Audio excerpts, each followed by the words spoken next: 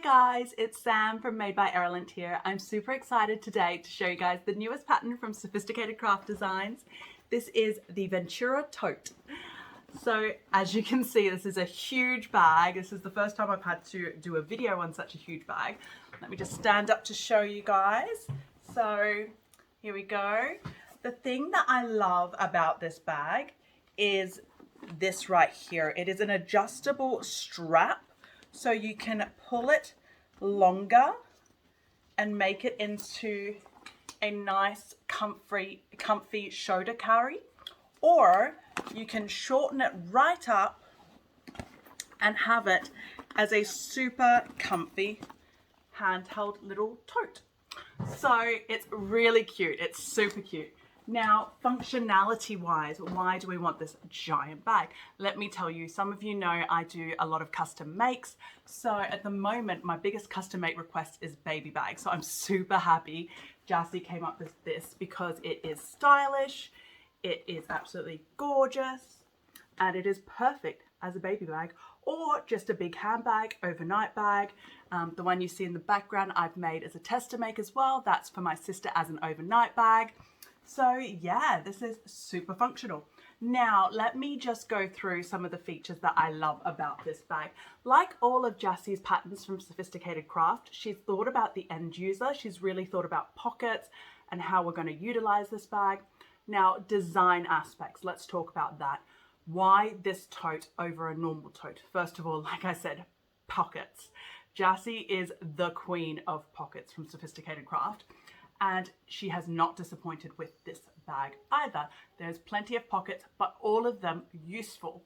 Now, design aspect, what makes this different? First of all, the inverted V base is absolutely stunning. I love it. It looks gorgeous. It looks sophisticated.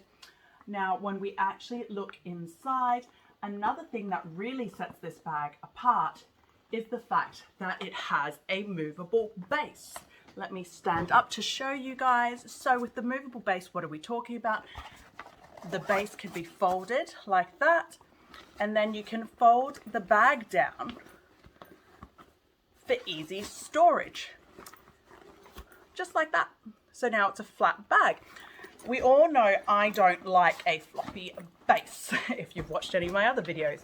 So does that mean that this is a floppy base bag? No, it is not, because that removable base has stabiliser in it, which allows it to hold its shape beautifully, yet still fold down and not damage or fold the stabiliser. So it's genius. I love that. Now, what else makes this special? On the inside, you have a zipper overlay, which is absolutely beautiful.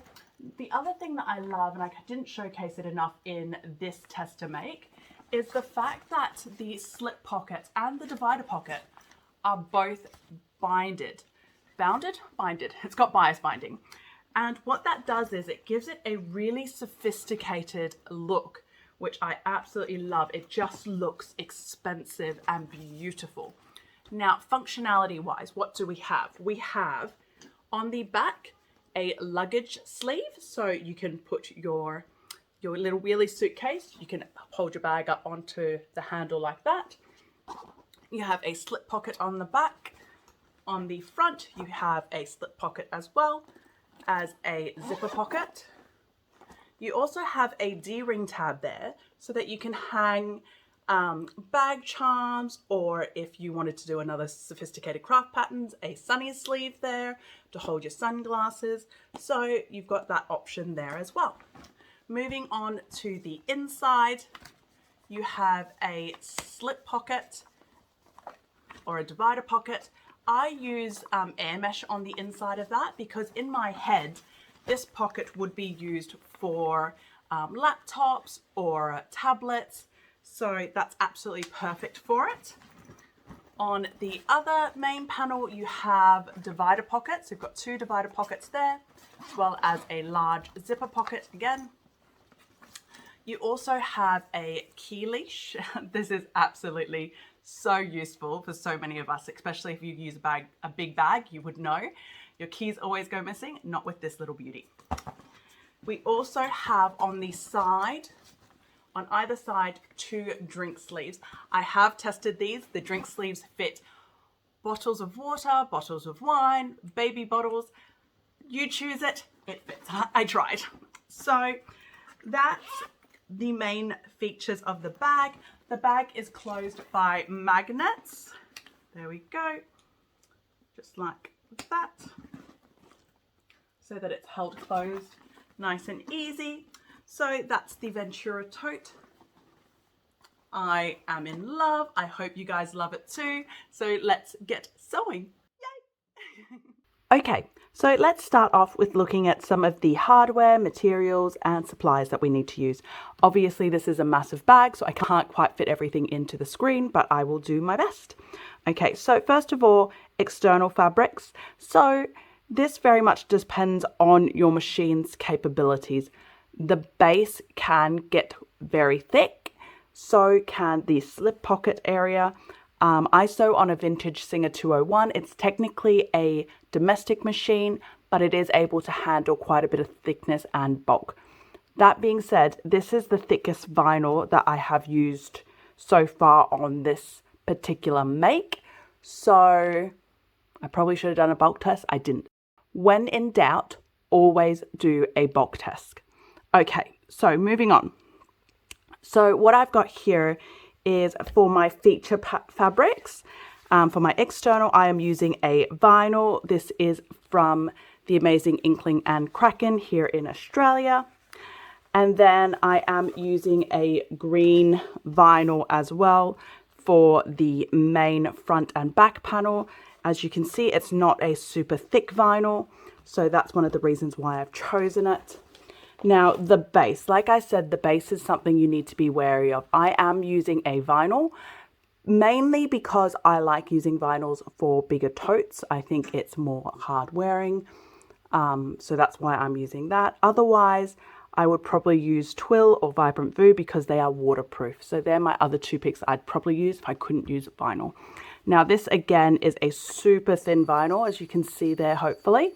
So that's what I'm using for the base. Okay, now moving on to the inside, I have a waterproof canvas in the matching print to my vinyl. Again, it's from Inklings and Kraken. I have done, if you look at some of my tester makes, one of them does have a vinyl slip pocket, so that is possible depending on your machine's capability, because this is a drop-in liner. So you're not really sewing the vinyl exterior and the vinyl lining together if it's for the slip pocket. Okay. For my linings, so actually before I talk about the linings, for the zipper overlay. So zipper overlay, you need to use something that's non-fray. So I've decided to use the thin purple vinyl that I'm using for the base. Disclosure here, I might change my mind, so it might not be this color when we get to that point, but at the moment this is what I'm feeling. Okay, now for the linings, my main lining is going to be this beautiful peacock twill. So this is the Sewfisticated Twill in the peacock color from Sewfisticated Supplies. So this is going to be my main lining. So that's going to be the main lining on the main back side panels, as well as the bases will all be this gorgeous peacock twill. I'm using, again, Sewfisticated Twill from Sewfisticated Supplies in Periwinkle for the inside of my slip pockets, just to give it a little bit of a color difference, as well as for my key leash. Will also be in that one as well. Okay, moving on. So this isn't part of the pattern. So for the slip pocket interior lining, I'm going to use 3D Air Mesh from Sewfisticated Supplies. So this is a super spongy fabric, so it's really good for your electronics. Okay, so there is an optional stabilizer that you can use for this piece, which is the big slip pocket, so that you can put electronics in it, laptops, iPads, that kind of thing. I am foregoing the stabilizer, but I'm using the 3D Air Mesh as the slip pocket lining. What I found with it is, because it's spongy, it helps absorb a lot, and that's why I love using this for any of the electronics pockets that I use. So that's what I'm using for the slip pocket lining. Okay, this here is, if you've watched any of my other videos, you probably know I'm obsessed with this color. This is Vibrant Vu from Sophisticated Supplies in the color Seafoam. So what Vibrant Vu is, it is a weaved fabric. It is waterproof. So that's one of the reasons why I love it. I love using it for zippers and zipper pockets in particular, because it's a little bit lighter color, which I love for zipper pockets, because if it's too dark, I find it hard to find things. So that's for a user's perspective. Okay, so that's what that one is. And stabilizers. So the stabilizers for this, I am using Sewfisticated foam, again from Sophisticated Supplies. It is a self-adhesive foam. I am using heavy for the front and back and the top accent, and I am using the premium for the base. Now, if you do not have sophisticated foam or Sewfisticated foam from Sophisticated Supplies and you weren't going to buy it, there are a list of other equivalents on the pattern supplies that you can use as well. I don't really know them because I pretty much use Sewfisticated foam for everything now. So that's these bits here. Now, what else do we need? We also need webbing. The pattern calls for 1 1/4 or 1 1/2 inch webbing. I've actually run out, so I am using 1 inch webbing. We need 2 zipper tapes, and of course zipper pulls for those zipper tapes. We also need 2 adjusters. So these will of course depend on your webbing width. So mine is 1 inch, but the pattern calls for 1 1/4 or 1 1/2. So the same size as your webbing. Okay. Now we also have a 3/4 inch D-ring, as well as a 3/4 inch swivel hook. So the swivel hook is for the key leash on the inside, and the D-ring is for the exterior. It acts as an accent, but it's also good for people to put bag charms or things like that on it. So this is an optional part. I am doing it, of course, because I want to show you everything, and I think it's really cool feature, to be honest. So that's for those ones. Okay, we'll also need some rivets. So I've got some rivets here. Your rivet length, your post length, depends on the thickness of your fabric. So I've got a whole giant tub here so that I can make sure that it's right with my fabric thickness. We also need 2 magnetic snaps. So here they are here. It's either the 14 millimeters or the 18 millimeters. I think these are all 14 millimeters that I've got here. And also some cam snaps. So the cam snaps are for the slip pocket to help hold it in place so it doesn't flip open. So that's what these are for. So that's all the supplies that we are going to need for the VentureTote. So let's keep moving along.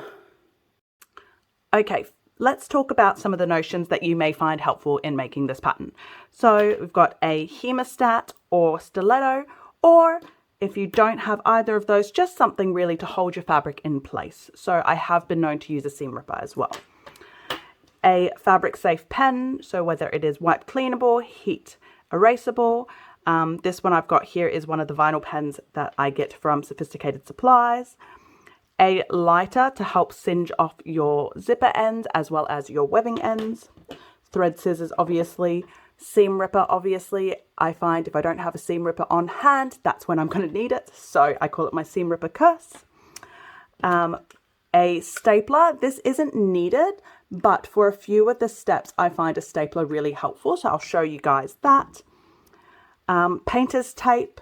So this is really good for putting on the back of magnets. I'll show you guys that as well. Double-sided tape is used quite heavily in this pattern.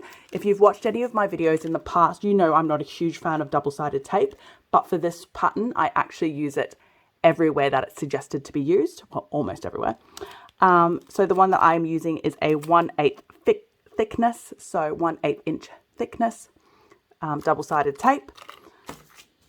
A way to punch holes and install your cam snaps and rivets. So I've got these 2 tools here, but I will actually be using my hand not my hand press, my table press to actually do those. But there we go. So that's all of these here.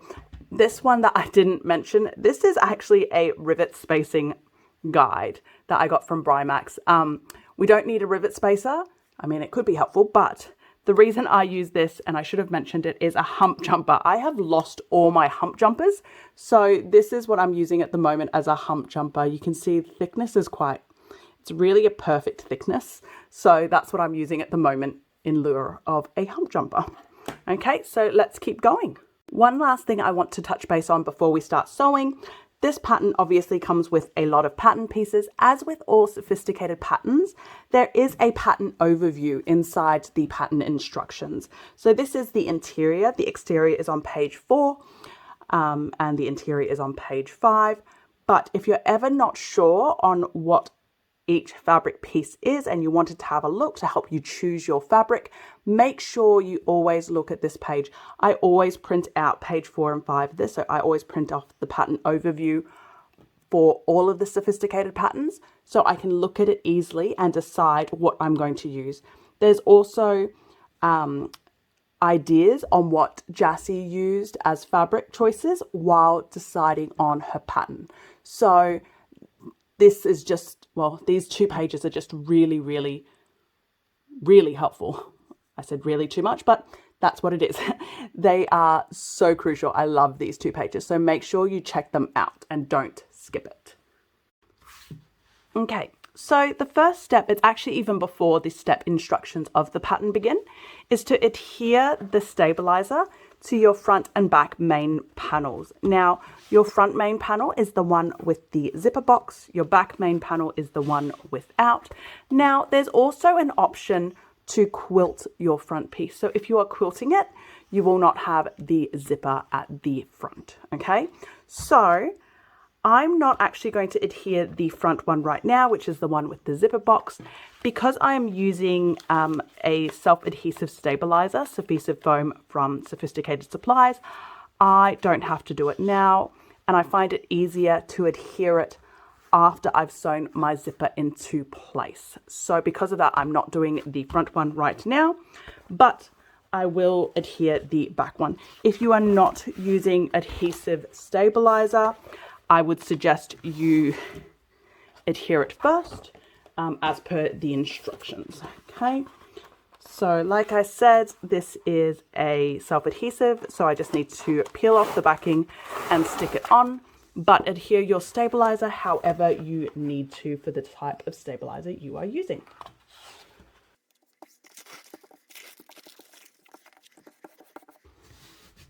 Okay, there we go. So that's my stabilizer adhered. So let's move on to the next step. Okay, so the next step is for your logo tag. So if you wanted to adhere your logo tag, now is the time to do it. Jassy has given suggestions on where to install it. So just make sure you check that out. She's also given you detailed instructions on how to do it. So we're now doing our exterior panel assembly. So we're going to start working on the slip pockets first. So we're going to get our slip pockets. We're going to match them right sides together. We're going to line up the top and clip that together, and then we're going to take it over to the sewing machine and sew it together. So again, right sides together. Okay, so we're just clipping along the top, and we're going to sew that together with a 1/4 inch seam allowance over at the sewing machine. Once we've sewn these to this edge together, the next thing we're going to do is we're going to turn it right side out, flatten the seam, and then we're going to top stitch it with a 1/8 seam allowance. Okay, so follow me over to the sewing machine. Again, so this is with a 1/4 inch seam allowance.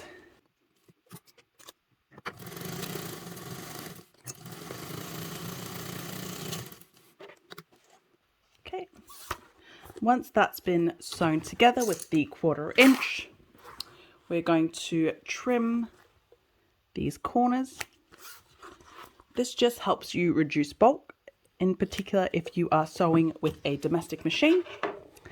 And then we are going to open it up. So I'm just flipping it open and I'm just flattening that seam.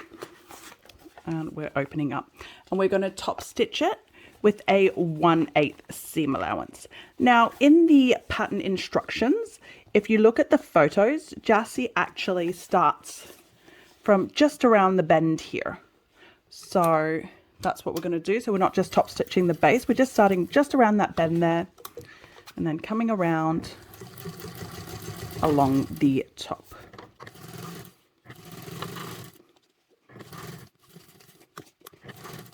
Okay. So that's the first piece done, and we're just going to do that with the second piece as well.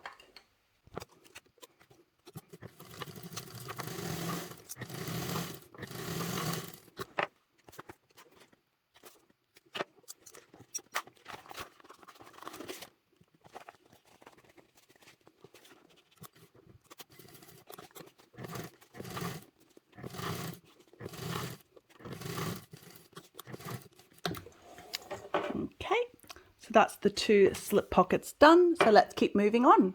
Okay, so let's get working on the front panel zipper pocket. So first of all, what I like to do is I like to mark the center points of the zipper lining, zipper panel lining, as well as on the zipper tape. Now, when marking zipper tape, don't use scissors. I know I use scissors for all my fabric, but don't use it on the zipper. Now, what we're going to do, so you can put your zipper pull on now. I don't like to. I like to put it on later on, but I'm also very, I guess, confident in putting a zipper pull on. If you're not really confident in putting the zipper pull on, put it on now. It just means as you sew, you have to maneuver it a little bit more. I'm going to do it later. If you are putting it on now, you want your zipper pull to close that direction. Okay, so we're going to grab our lining piece right side up and our zipper tape also right side up. We're matching it center to center. If you haven't already, make sure you singe your zipper ends. It's just good housekeeping. Okay, so now we're going to go over to the sewing machine and we're going to baste that top together with a 1/8 seam allowance. Okay, so we're just basting that zipper tape onto the zipper panel lining.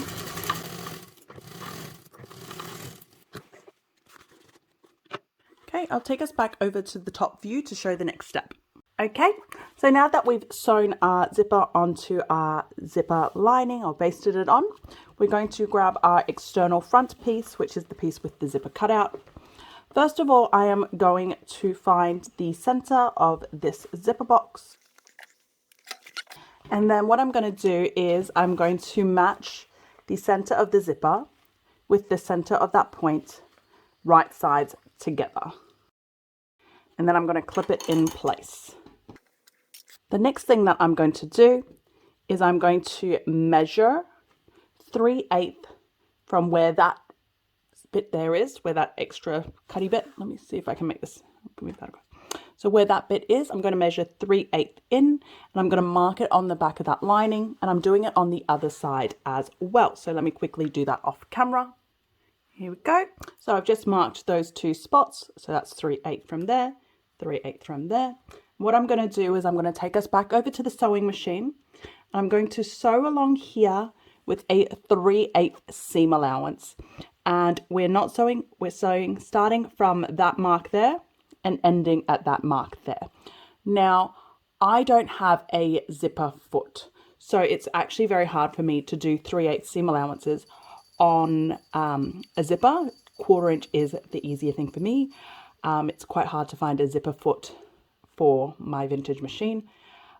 So what I'm also going to do is I'm just going to draw a 3/8 line there. I find that for me, it makes it easier to try and follow that instead of trying to fight against the machine. Okay, so let me just quickly draw that on as well and meet you over at the sewing machine. Okay, so we're back at the sewing machine. So normally I would sew it this way, but the problem with this is because of my sewing foot, my larger end will click onto the zipper pull with the 3/8 seam allowance, so it makes it a bit harder for me. That's why I've actually drawn a sew line, and I'm going to sew it weirdly enough, the wrong way round. Because what happens when I sew it this way is this side is smaller, so it doesn't interfere with the zipper as much. And then I can just sew straight on that line there. It does mean I have a little bit more fabric over here overhanging, but that's fine. I can just kind of fold it out of the way. Something I forgot to mention as well, I'm using, like I said before at the start, I'm using self-adhesive stabilizer. That's why my stabilizer isn't installed yet. If you weren't using self-adhesive, you might already have your stabilizer installed. Okay, so let's get started, bearing in mind again that you are starting, I'm just putting a bit more pressure down on my pressure foot. We are starting on that 3/8 marking that we've marked.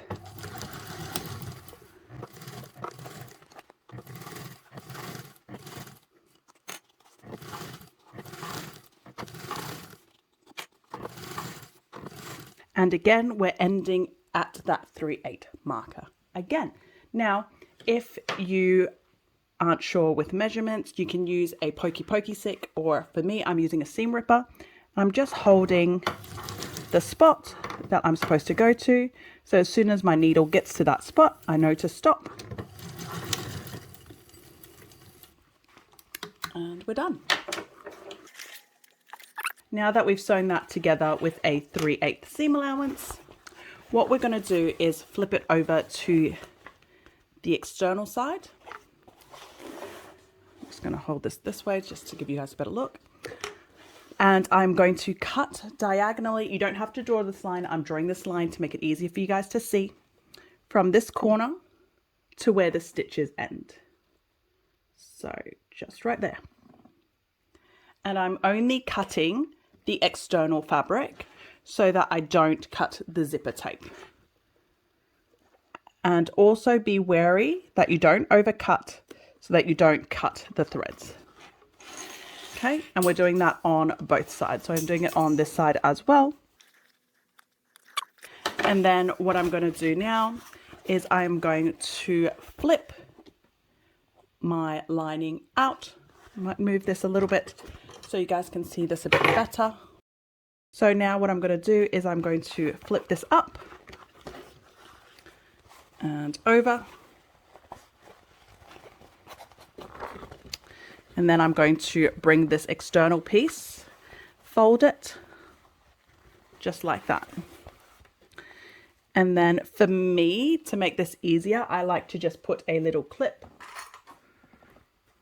right along here, just to hold that in place. So again, this has been flipped the right side out. We're bringing the external across like this, lining up that top to the top of the zipper tape, clipping that in place. Now let me just show you the other side of this as well. So this is what the back side looks like. What I like to do before I start is actually press that lining fabric to make sure it's nice and flat up against that zipper. And then what I'm going to do first of all is I'm going to go back over to the sewing machine and I'm going to sew along here. So that should be a 3/8 seam allowance. Now, a quick tip for you guys. I am going to use a business card because I just need to get a straight line. Is you're lining up the base of your stitches to the top. That's what it is. So this should be 3/8 because you should have sewed up to that 3/8 point. So if you are unsure, you can always draw a little line like that as to mark out exactly where you're sewing. And you can do that on both sides.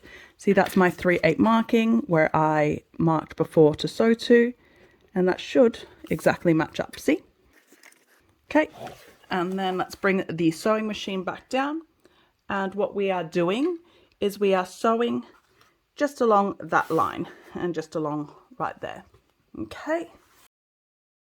One of the things is make sure this lining is pulled down nice and taut so that it doesn't interfere with it.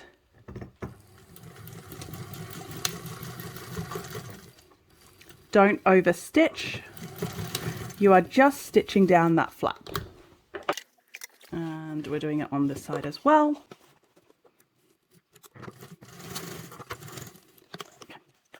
Okay. Now that that butt is sewn down, you should be able to open it up.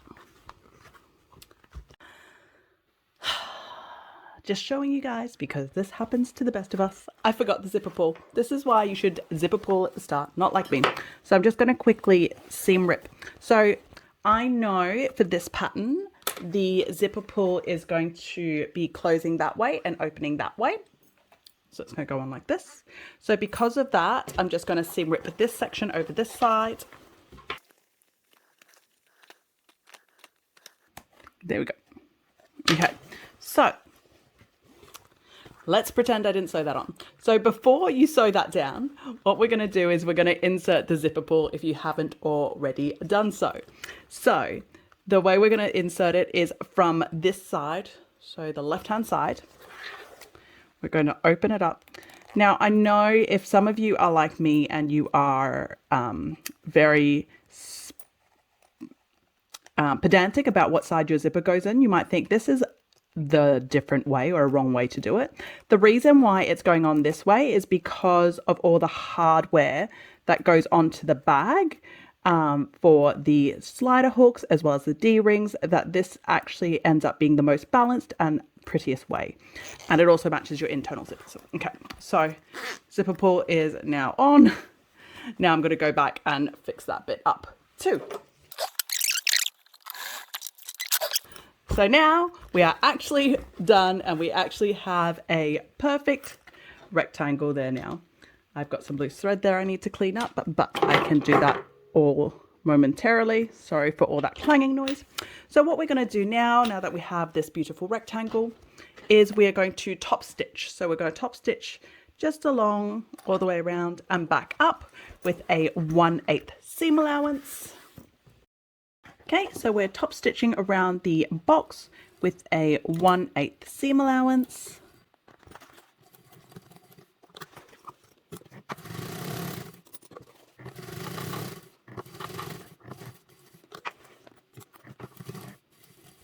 There we go. Okie dokie.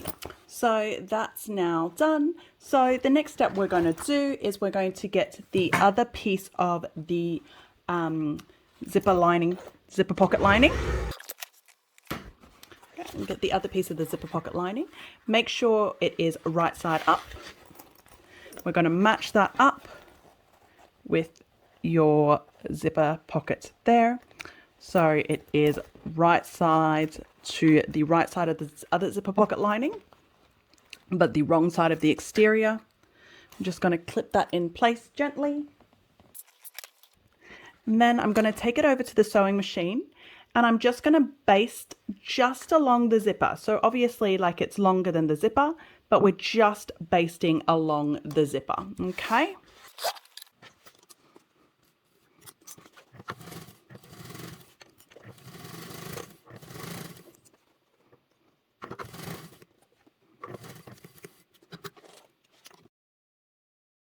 Go. So now what we're going to do is we're just going to flip this the other way around. And do you see how at the bottom here, your one piece of your zipper lining is longer than the other? So we're just going to trim that so they are the same length. Yeah, same length. Okay, so all I'm doing is just trimming to make sure that these are the same length. It doesn't have to be done perfectly. I mean, obviously, like the better, the more perfect, the better, right? But it doesn't really matter. We're just roughly trimming it. There we go. Okay. And what we're going to do is we're going to sew this zipper pocket together. Obviously, not touching the external fabric. And we're going to sew it together with a 5/8 seam allowance. Okay. So the easiest way to sew it, to make sure obviously you don't get the top, is to fold your exterior out of the way like this. And I'm just going to put a little clip there just to make sure it's out of the way. And then I'm going to be sewing it this way up, so your exterior fabric is still on the outside, on the top, and you're just moving it out of the way as we sew.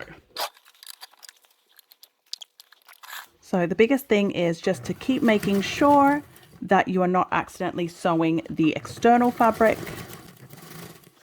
So I like to just flick it off to the back once I get past that bit there, so it's no longer in my way.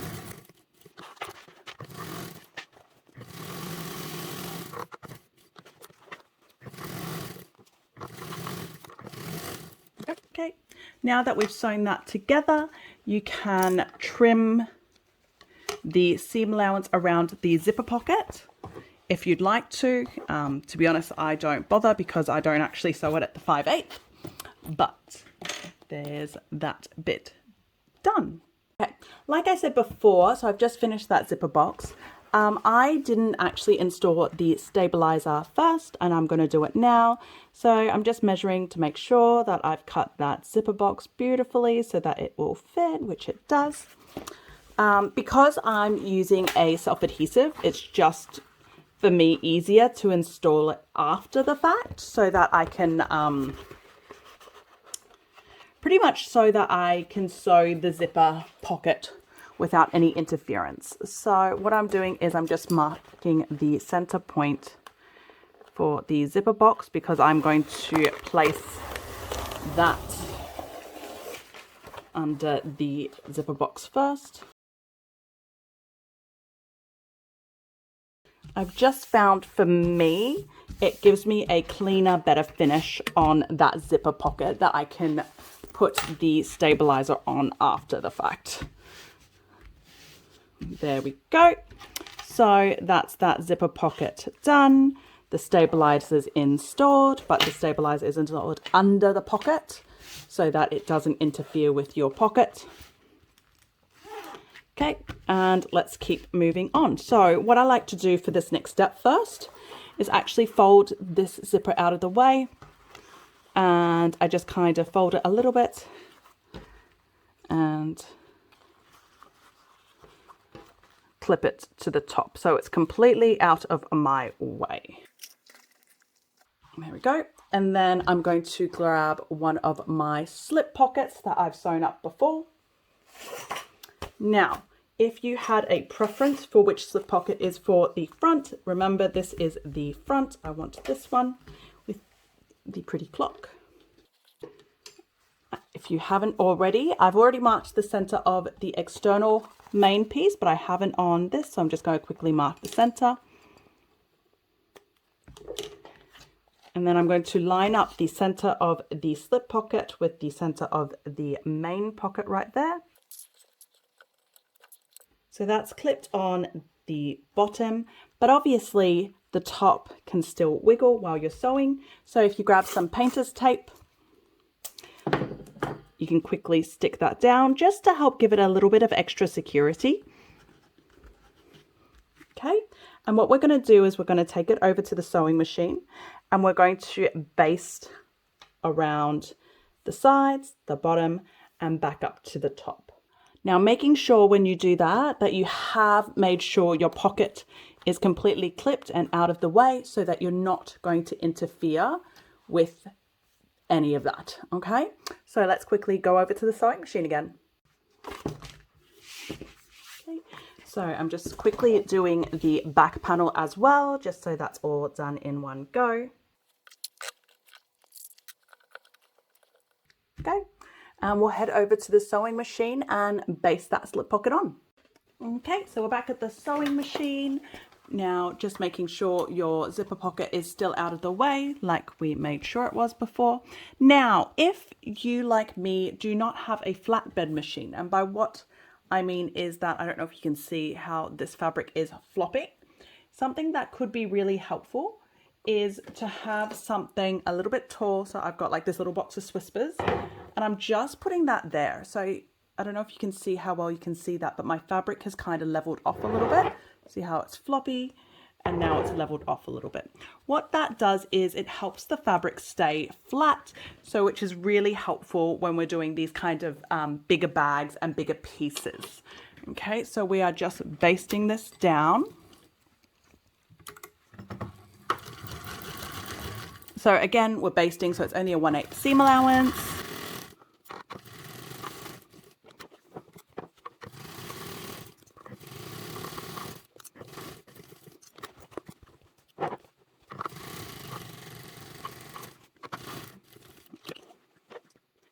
So that's now basted on.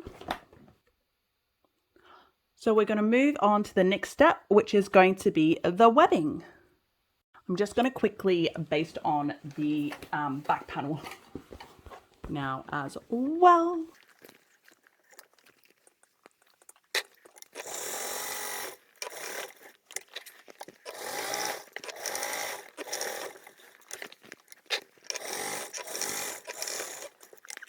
So basting that back panel right now is the only thing that I'm doing out of order from the pattern instructions. It's just so I don't have to come back and refilm it. In the pattern instructions, it just tells you to go back and do it. Okay, so let's keep moving on to the webbing section now. Okay, now we're getting on to our webbing assembly. So we're getting our piece of webbing and we're going to cut them into 5 pieces based off measurements in the pattern. I've already done it off camera, as you could tell. So one piece is for the luggage sleeve. These 2 are for the pieces with the slider, and then 2 longer pieces. Okay, so if you looked at one of my tester makes, you'll see one of my makes, I actually used a different color webbing for the luggage sleeve. So that is a possibility. Okay, so you don't have to use all the same color webbing. If you are attempting to do that, so you wanted the webbing measurements in advance instead of one big webbing piece, then the instructions are on page 12 of the pattern instructions there. Okay, so we're going to put the luggage sleeve one and the 2 longer ones aside for now, and we're going to be working on the one for the sliders. So let's quickly grab our sliders as well. Okay, so we've got our 2 sliders as well. We'll also need some double-sided tape. Okay, so first of all, Jassie's given us a suggestion of roughly how much double-sided tape we should use.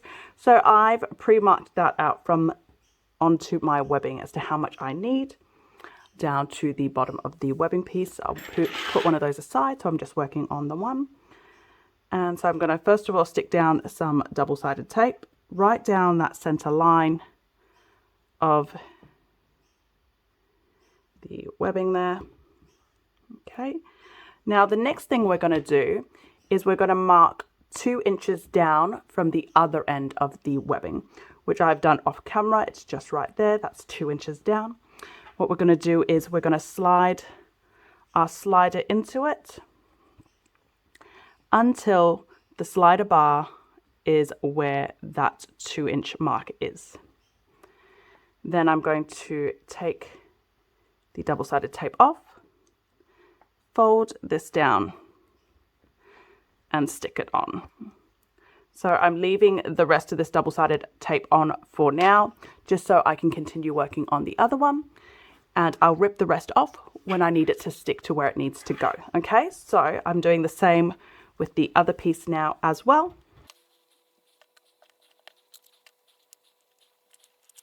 Okay, so that's that done. So we'll keep moving on, and we're going to attach these now to the front panel and the back panel, but we'll work on the front panel first.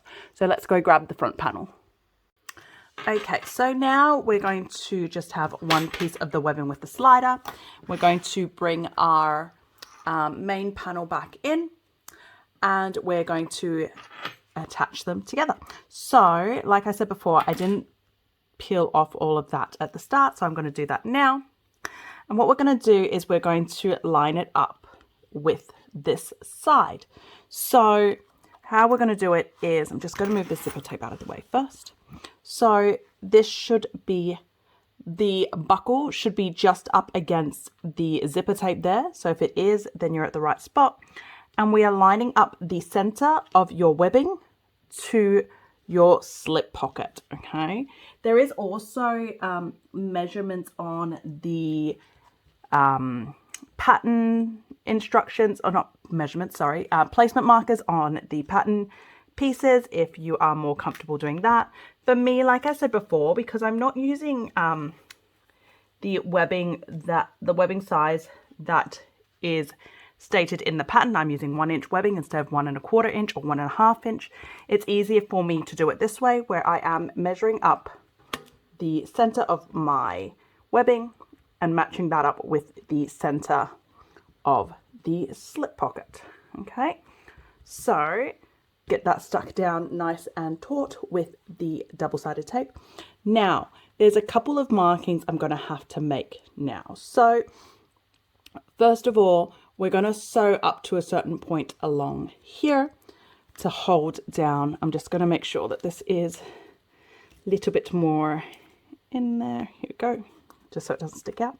Okay, so we are going to top stitch this down. Now, as we top stitch this down, we're also going to do a cross stitch, so a box to cross it all out. Now, I like to measure about 1 inch down from the bar. Mark that first, and then we're going to mark from that mark another 2 inches down for the base of the square. So let me quickly mark that off camera. Okay, so I've marked all my key points. So I've marked the 1 inch down from the center there, and then 2 inches down here. Now, if you are worried at all about your hardware getting damaged by your presser foot, you can use a bit of painter's tape or whatever you've got. I just like to use painter's tape because I literally just pull it straight off from there, just to cover it. That helps prevent it from being scratched by your presser foot. Now, we're going to sew up. Now, that first marking is the top. The second marking is the bottom of the box that you're going to sew, the sew box. Is that what it's called? Anyway, so the way I like to do it is I'm going to go up, I'm going to go across at the top, come back down to that marking, come back across, and then I'm going to sew from that corner to that corner like that, come back across from this corner down to that corner, and then continue on. Okay, so that's how I'm going to sew my box corner. Most people do it, maybe not most people, everyone could do it differently. That's how I found works best for me. So that's how I'm going to do it. Now, obviously there is hardware here. Like I said, I've protected it with painter's tape. However, make sure you also have a hump jumper or something to help you get over the bulk of this. And yeah, that's pretty much it. So we'll head over to the sewing machine and we'll get that sewn down. Okay, hopefully you guys can get a good view from here. So obviously this piece is massive, so it will bend a fair bit. I'm gonna have to make sure it doesn't bend in front of the camera and obstruct you guys too much.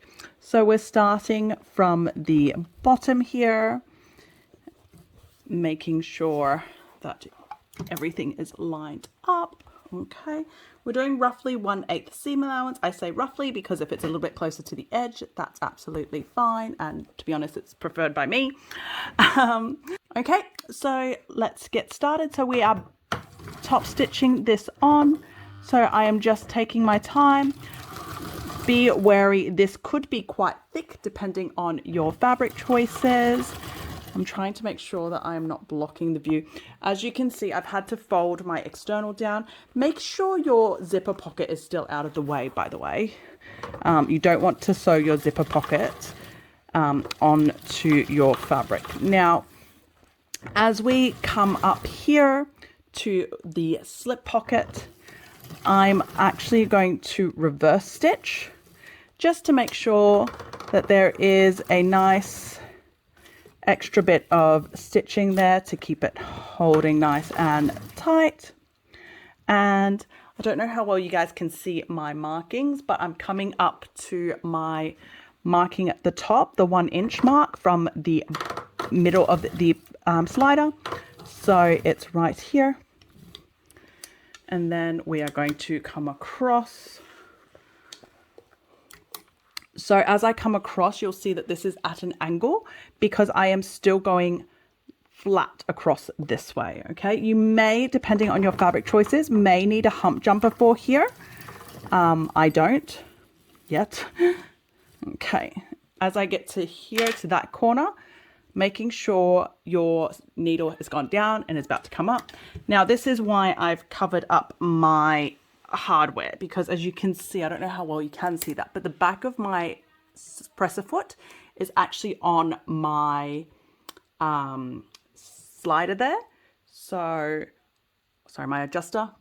So by having it protected by painter's tape, I'm stopping it from getting scratches. Now, again, like I've said before, I've lost my hump jumper, so I'm using this acrylic to help get me through. Now, make sure you do have some sort of hump jumper, because if you don't, you will have skipped stitches, okay? And we are coming back down until we get to the second marker point, which for me is right here.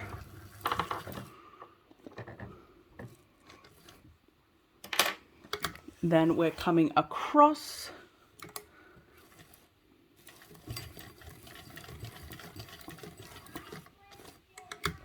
And then, like I said, from this bottom corner, I'm going to sew up to that top corner.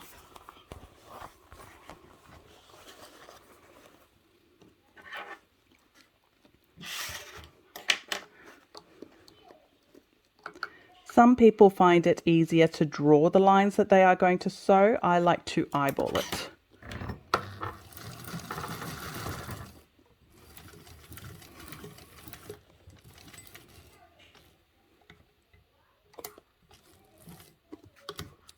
And then I'm going back across that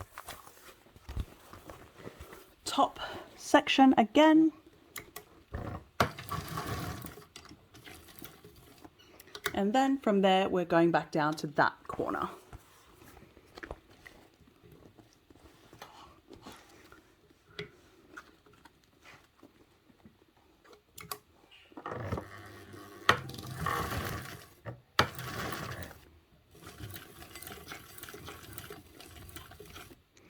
And then from here, it's nice and straightforward. It's straight down. I like to end it by going back across this way, just to finish off all those stitches and hold them all in. Go. And that all done. Okie dokie. So we've just sewn that side on. I don't even think I can show you guys the stitches. That's why I like to use a thread that matches as closely as possible, because as you can see, it matches beautifully. When you're far away, you can't even see it. Now, we're going to get the longer webbing now to match up to the other side. Okay, so I've got the long webbing. First of all, I'm going to grab some double-sided tape, and I'm just going to put some double-sided tape just along the edge of the slip pocket right here. Again, I'm going to match up my webbing's center to the edge of my slip pocket. I'm just going to take that backing off so I can stick my webbing straight down. So I'm just going to match the bottom, making sure that you actually get right down to the edge, because obviously this is again going to be at an angle. There we go. Now, how far down does it go? There are measurements in the instructions. The measurements are from the top down. So what I like to do on this part here is I like to just first of all make sure that this is clipped into place. So I'm just going to clip it onto my zipper pocket again, to be honest. It just helps hold the webbing at the right angle, I found, for me. And then I'm just going to quickly grab a couple of measurements. Okie dokie. So I've just marked all those measurements with a ruler. So I've undone, you can see right here, I've undone this bit just to make it easier. So I'm measuring from here down to the top angle. That's a 158. And then I'm angling it down to that one to make sure it's flat that way. And then another 2 3/4 from there to there. So this box with the cross is going to be a larger box with a cross than that side. Okay, so again, I'm clipping that webbing back into place, making sure your zipper pocket is out of the way. And we're going to go over to the sewing machine and we're going to sew this on the same way we did the other side. So up, across, down, across, up, back, and down, and down. Easy. Okay, follow me over. Okie dokie. So like I said, we're just sewing the strap on the other side. So it's exactly the same way as we did the first side with the buckle. It's a little bit easier because obviously we don't have the bulk of the buckle to deal with. But we're just doing exactly the same thing where we're going right up to the top, coming back around, and we're also doing a X box, making sure your pocket is still completely, utterly out of the way. So right to that spot that we marked.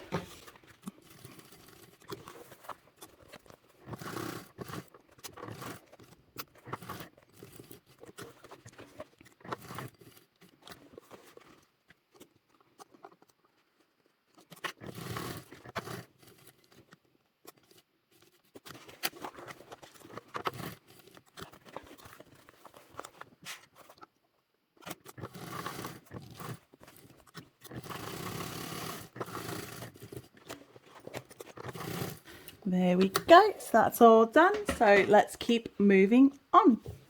Okay, so this is our back panel, and we're going to grab our shortest webbing, which is our luggage sleeve. We're going to mark 2 inches down from the top of that slip pocket. So if you weren't filming and you can bring a camera into screen, I would just actually hold the ruler down there if I was using my quilting ruler. And then you're just matching that to that 2-inch mark. Your webbing will probably stick out more than mine. Again, I am using 1-inch webbing, so I've had to make slight adjustments to make my webbing fit. There we go. And I'm just going to stick that down with a little bit of painter's tape to make sure it doesn't move around. And then I'm going to get the other webbing that has the swivel hook attached, so the other one that we haven't sewn down yet. Okay, I am going to match it up. Now there is a measurement in the pattern instructions. Actually, it's 1 inch. It's 1 inch down. Okay, so let me just quickly mark that as well. Okay, there we go. I've just made a mark. So there's a 1-inch mark, and obviously this is at an angle, so it's the top angle is matching that 1 inch. And then we are sticking it down just like we did the other side. So I should have undone this double-sided tape before I got this measurement right. Okay. So I am matching the center of my webbing to the side of this slip pocket. Here we go. And I am going to do the same as what I did with the front panel. I'm going to mark 1 inch down, another 2 inches down, and I'm doing a box there as well with the cross like I did with the front panel. Okay, so follow me over to the sewing machine and we'll get that done. So this one's done the same way like we did the front one, so I'm not going to talk us through it as much. It's just making sure that, of course, you have the luggage sleeve. This is the back panel. Now, I will reverse stitch along where the luggage sleeve is just to add a little bit more security, but otherwise it's done exactly the same way as the front panel with the box stitching.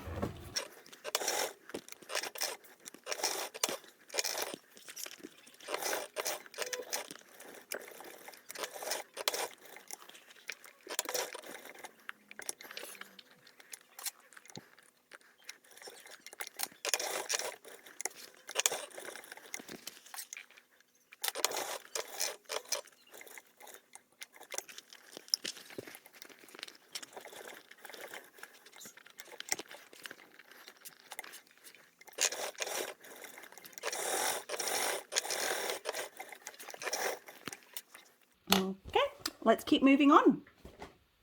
Okay, now the back panel, so we've just done that one with the box and everything and your luggage sleeve there. Now for this side, it's done exactly the same way as the front panel, so I won't talk too much and I'll just quickly get it done.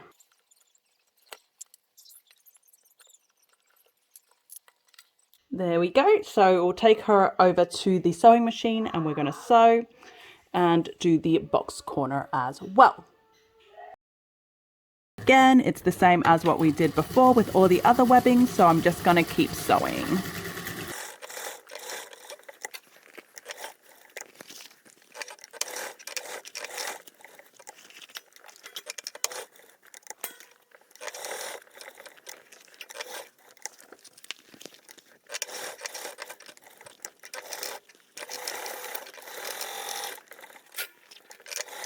There we go. That's all done. So let's keep moving on. Okay, so now we're going to be working on the D-ring tab. So let's go grab our D-ring tab. The first thing we're going to do is mark a line right down the center, which I've done off camera. And you can use double-sided tape if you want to. I don't find that I need to because it's such a small piece. And all we're doing is we're folding the long edges in to meet that center line. Just like that. And we're going to clip it in place.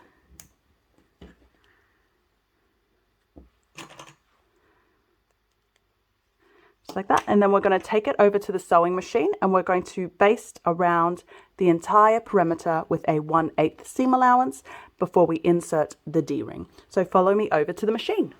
Okay, so we're at the sewing machine. We've got the D-ring tab. So we're going to top stitch all around with a 1/8 seam allowance.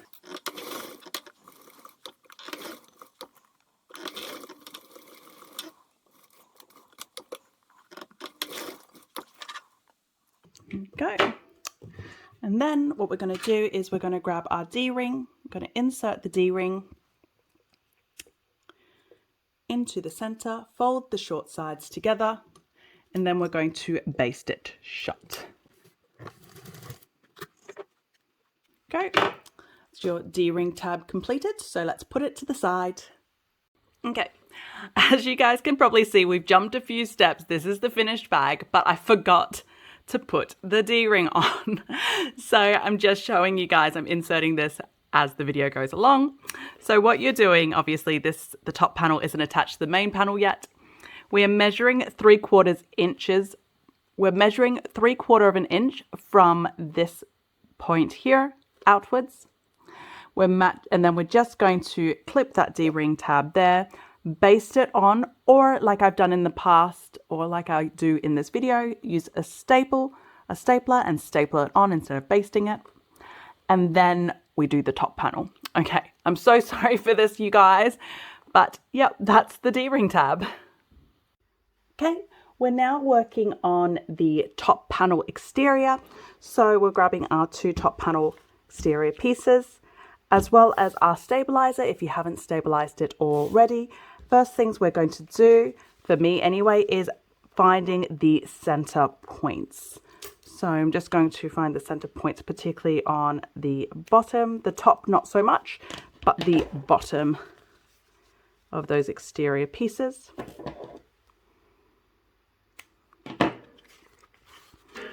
Go.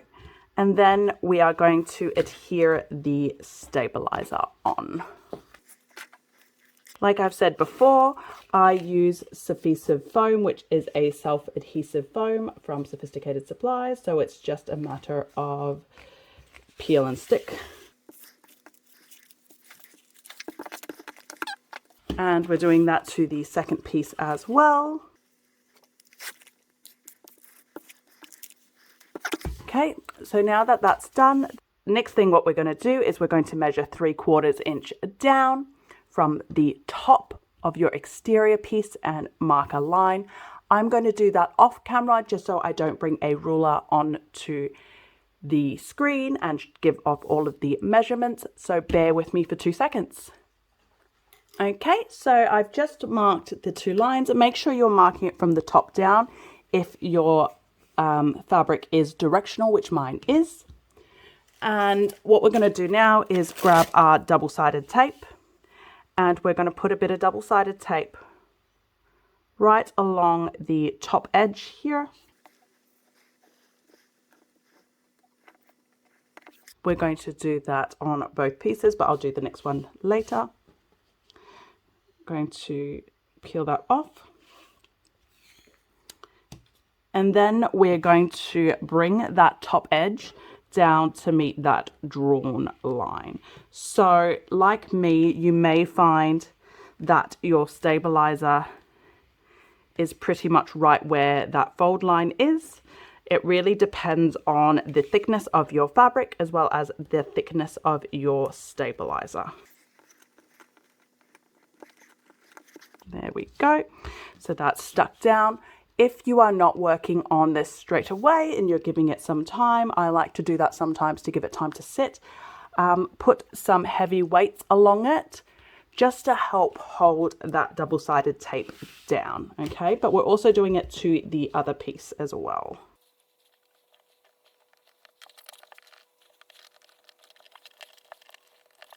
Okay, so that's those two exterior pieces. So now we're going to adhere them to the front and back panel.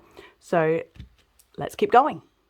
Okay, so now we have the front exterior all done, and we're going to grab one of the front tops that we've just done, and we're going to line it up. So if you haven't done it already, you can mark a center point on the back main panel. I like to do this just in case there was any shifting or movement at all while you were sewing that pocket, which might pull your fabric out, I guess is the best way to say it. So there we go. So that's my center. I've already marked a center on the top. So just matching that together, right sides together, center to center along the top there. And then what I'm going to do is I'm going to take it over to the sewing machine and I'm going to sew that together with a 3/8 seam allowance. Okay, once we've done that, we're going to turn it right side out and we're also going to top stitch it. So follow me over to the sewing machine. Okay, so this is at a 3/8 seam allowance. As you can see, as my presser foot is coming down, I'm obviously coming into, or my presser foot is going to come in contact with my adhesive lining. I found for me, it's easier for me to move it out of the way as I go. Some people might not need it. Your presser foot might be narrow enough, but I don't have a narrow enough presser foot yet.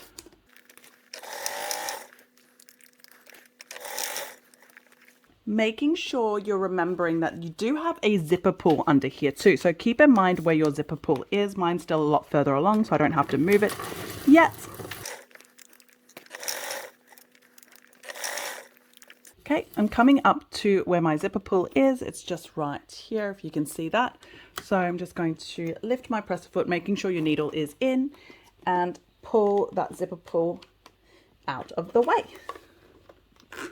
Because it is a 3/8 seam allowance, it could be a bit tight. So you saw me just maneuver my fabric this way and that. That helps me get my zipper pull out.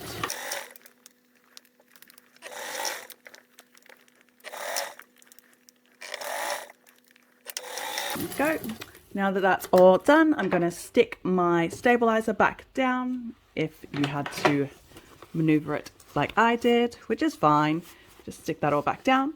And then what I'm going to do is I'm going to turn this right side out, like I said before, and we're going to top stitch, but we're going to top stitch on the top panel side. Now, just before we top stitch, oh, sorry, I just hit the thing. Just before we top stitch, I'm just going to trim off those seam allowance corners on both sides. Don't cut your threads, just to help reduce bulk a little bit. Okay. Now, obviously, this seems like the messy way to do it, having the big bit in the throat. Is this the throat of the machine? I think that's what it's called. But for me, it's the best way for me to get a nice seam allowance because I know my presser foot this way better than I do the other way. And it's more important for me to get a pretty top stitch than it is for convenience. So that's why I'm doing it this way. If you are able to still get a nice top stitch the other way, so the smaller side in here, then please do that. So this is with a 1/8 seam allowance. I know if Jassie's watching this right now, she's cringing at the fact that I have the big section over here, but it's just, to me, it's more important to get a pretty top stitch line than it is for my own comfort. Now, you'll see me constant stopping and starting. The reason being is I am putting my right hand underneath the fabric and constantly double checking and maneuvering my seam. That's what this is. It's just me coming in, double checking that my pocket is still facing the right direction. My seam is folded in the right direction. So that's why there's so much movement and so much stop starting. Make sure you get your webbing nice and truly out of the way. A good practice is to shove it in one of the slip pockets so that it's really well and truly out of the way.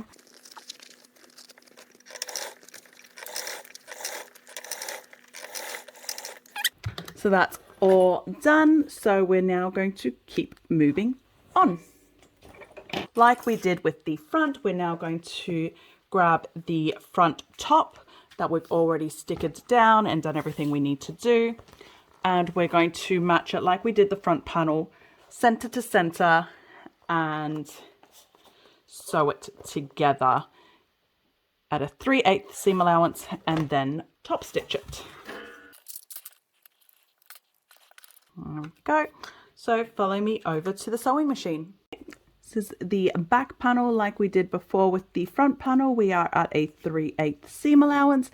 The easier thing with the back panel is, of course, you don't have to contend with your zipper tape. I'll show you guys one of the reasons why. So like with this, like obviously with the front panel, you saw me peel back my stabilizer. Some of you might be thinking, do you really need to do that? I'll show you what happens if I don't. So it still works. It's just, there's a lot more, I don't know how much you guys can see this, but there's a lot more, I guess, pressure that I'm having to put on my fabric over here on my hand, just to make sure that my fabric doesn't come out, because it naturally wants to come over onto this side of the stabilizer, So it's just a little bit more effort, which isn't too much of a thing to deal with when there's no zipper tape. When there is a zipper tape, I just find it easier to peel it off.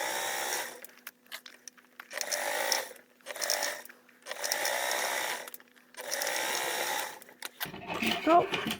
Okay, so like what we did at the other side, we're going to quickly trim off those, we're going to quickly trim off the seam allowances.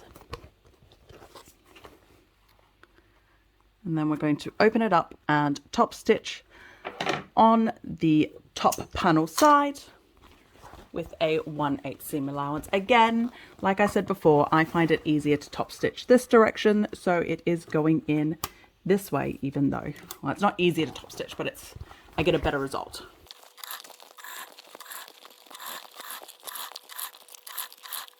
You might see my fabrics gathering up here. That's because I've got another tripod there, so that kind of affects it a little bit as well. So go. It's all done, so let's keep moving on. So now that we have the base and the front all done, what we're going to do is we are going to move on to actually putting the base on. Now, the webbing, it's very personal what you like to do. I have in the past just put it on there just so it's there. The one thing I will say is don't have it so that this is hanging out too long over the side. I've done that and had it caught in my seams. So personally, I would I think the best way to deal with it is to kind of just twirl it up and put it in the slip pocket, to be honest. I think that's the easiest and safest way to keep it out of all of your seams. So do that with your front and back panel. Now let's grab our base piece. So what we're going to do now, if you haven't done it already, is find your centers. So I've already marked centers on my front and back panel.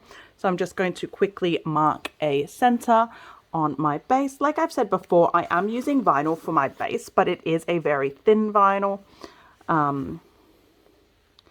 Just to make sure that it's nice and easy for my machine to sew. I'm going to get this back piece out so it's not all in the way. What I'm going to do is I'm matching my base to my front, center to center. So I'm matching up that notch, clipping it in place, and then we're going to go over to the sewing machine and we're going to sew it together with a 3/8 seam allowance. Now, something I just wanted to bring up quickly as well is your webbing. It might hang out a little bit. What you do with it is up to you. If it's hanging out by a lot, I would trim it. If it's hanging out by not much, depending on what side you top stitch this on after you've finished, would be whether I trim it. I tend to not for this amount. Okay, let me talk about this. So we're going to go over to the sewing machine. We're going to sew this together with a 3/8 seam allowance. Now, after we've sewn it together, we're going to open it up and we're going to top stitch. You have two options here. So you can either top stitch it onto the main panel, or you can top stitch it back onto the base. Now, what you have to bear in mind is your sewing machine's capabilities. So if you are top stitching it back to the front and back panel, which is actually the ideal, you would be looking at, let me show this on the back side. Okay, you will be looking at double layer of webbing and double layer of the front and back, double layer of the base, as well as your slip pocket and your slip pocket lining, double of that as well. So as you can imagine, it gets very bulky, it gets very thick. So if your sewing machine can handle it, so far, touch wood, all of the tester makes mine has, so I'm hoping this one will too, then top stitch it along the front and back panel. If you are worried about your sewing machine and whether it can handle the thickness and the bulkiness of the fabrics that you've chosen, then top stitch along the base instead of the front and back. But let's head over to the sewing machine and wish me luck. Okie dokie. So first of all, like I said before, we are doing a 3/8. I like to do it with the base piece up, because obviously there is a stabilizer attached to this bottom piece, and like we've seen with the top accent piece, my sewing foot doesn't like being on the same side as stabilizers. So yeah.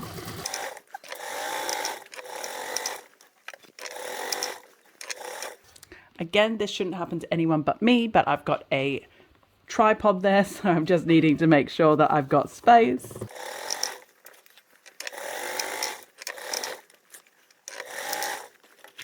Depending on your machines as well, you might have to think about your bulk as you come across to the webbing. So do think about that a little bit as well, whether you need to bring out the hump jumper. Okay, quickly, like I said before, here's my webbing extension, or how much my webbing is sticking out from. The side's not quite as much. So because I am top stitching to the front panels, I'm actually going to leave this as it is. It's not really sticking out that much. I actually think it's okay. If you are doing it to the base, however, I would probably trim it. Don't know if it makes a difference. It does to me in my head. So I'm just going to quickly trim off those side seams again.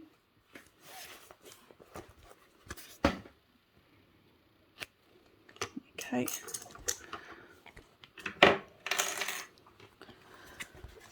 And wish me luck. So like I said, if your machine is able to handle the bulk, you want to top stitch on the main panel side. If your machine cannot handle bulk as much, top stitch on the base. The preferable is to top stitch on the front and back panel. Okay. So what I'm doing at the moment, you can probably see here there's a weird bulk. That's because the webbing obviously automatically wants to stay out that way. So I have to come in underneath using my right hand to just make sure the seam is going in the right direction. So I'm just guiding the fabric and all this stuff here to go the way I want it to go. So I'm now coming up to the bulky bit. I think my bulk is okay, that I don't need a hump jumper. I'm just feeling it as I go. but do be prepared if you need a hump jumper as well.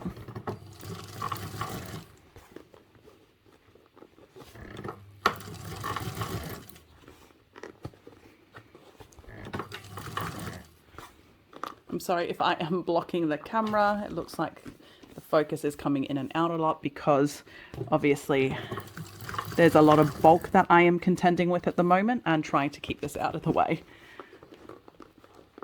I'm only doing little sections at a time, as you can see when I fix that seam.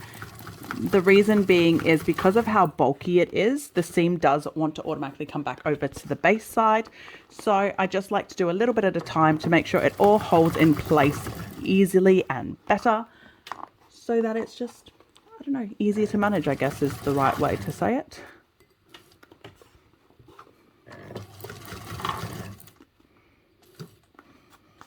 Okay, again, we're coming to the webbing. Obviously, the webbing part is the thickest part, just because of the webbing. Okay. I'm trying to feel at the moment if I need a hump jumper for the difference between that webbing section and here. And I'm okay, I think.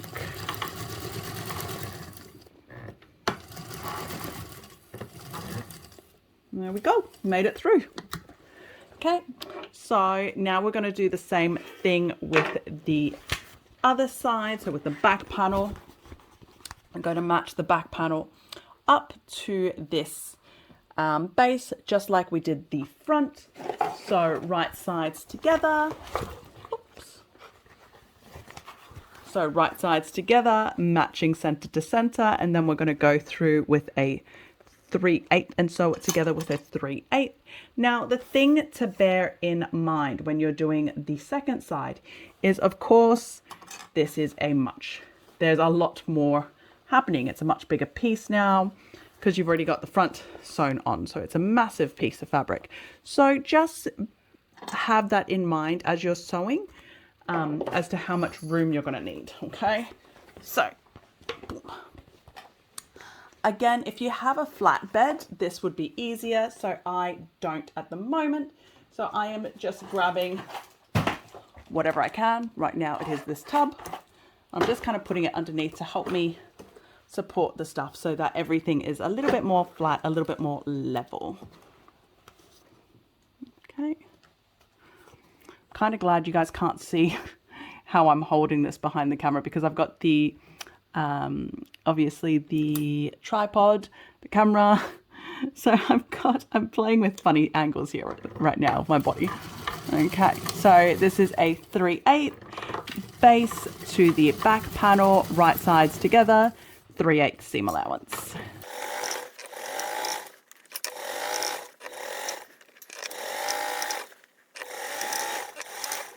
And like we did before on the other side, we are going to trim those seam allowances, and then we are going to top stitch.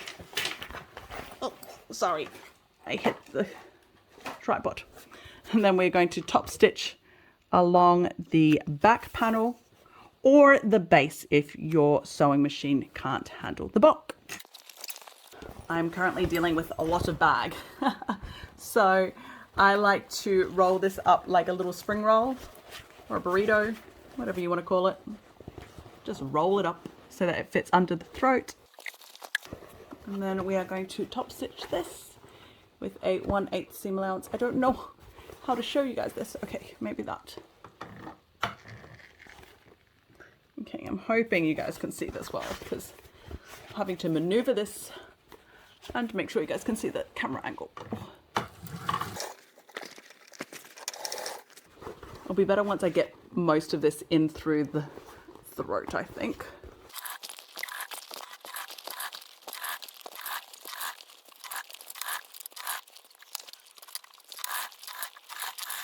There we go. That's all top stitched. So let's head on over to the overhead view so that we can keep going. Oh, excuse me. Okay, so now we've got this bag, front and back panel sewn to the base and top stitched. Sorry, this bag is so massive that I can't even get it into the whole camera angle. So what I'm doing at the moment, which is slightly off camera, sorry, is re-putting that webbing and hiding that into the slip pocket. And now we are up to the final assembly on the exterior. So what we're going to do is we are going to match the front and the back panel right sides together. Right sides together. So we're going to match that top panel seam. Okay. So Jassy has a suggestion here to base that together. What I've found as a bit of a cheat, to be honest, is to staple it. So that's why I use a stapler. So just staple that just at about 1/8 in. And then I'm also just going to put a quick clip on the top there. And then I'm doing the same over on the other side, matching that top seam, the top to main seam, little staple in there, and then a clip. Like that. Okay, now the bottom, what are we doing with this? So what we're doing is we're folding it in. Now making sure you're folding it right on the base where that base seam and the main seam is. You're matching those together. So I like to put a quick clip after I've matched that.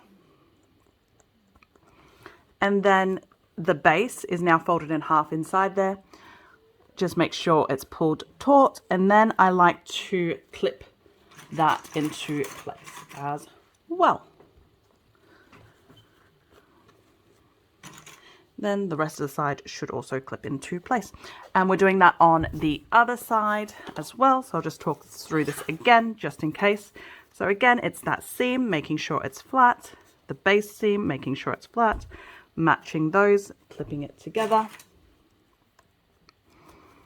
That base, fold that in half, clip it right into that base there.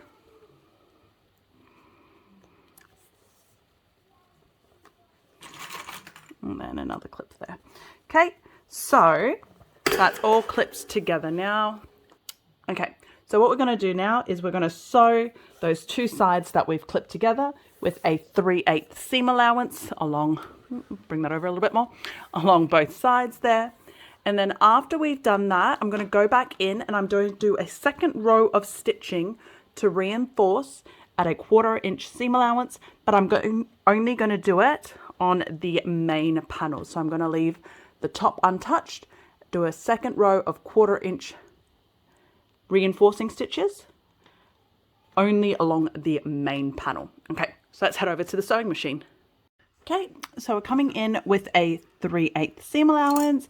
If you didn't use a staple on that seam there, you are able to baste it. It is quite a, I don't want to say it's a really important step, but by doing that, you're really setting yourself up to have a nicer seam and a nicer finish. Now, obviously, I need a hump jumper on that spot there, so I'm just going to grab in there.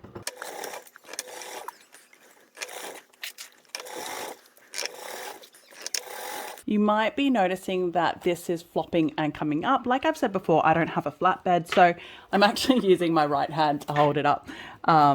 If I were smarter, I would actually just pull something over there, like I've said before. But I guess I will. There we go. That's better.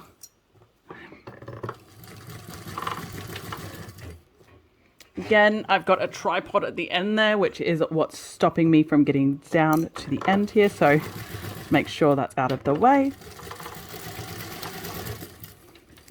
Go. So that's the 3/8. Now, before I do the other side, I'm just going to go back in and I'm going to do a row of 1/4 inch seam as well. I'm going to start from the bottom just because why not? So what this does is it reinforces your stitches just so you know how sometimes when you have vinyl bags, your stitches show after you've birthed it outright. Sometimes it's too much pressure on your thread and your row of stitches. So by having a second row of reinforcing stitches, it just helps with that.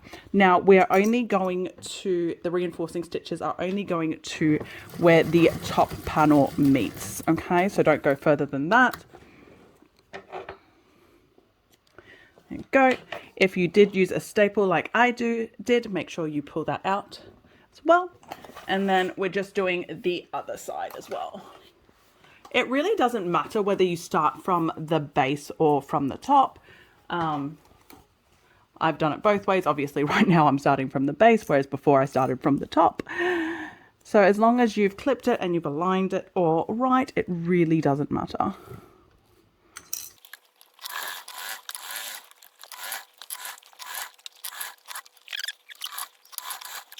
And then I'm going to go back in and do the 1/4 inch reinforcing stitches like I said before. Just realized I left a whole chunk of the backing here. Whoopsies. Okay. So, and the 1/4 inch seam allowance. There we go. That's all done. So that's the exterior all done. So I'll just take you over to the other side.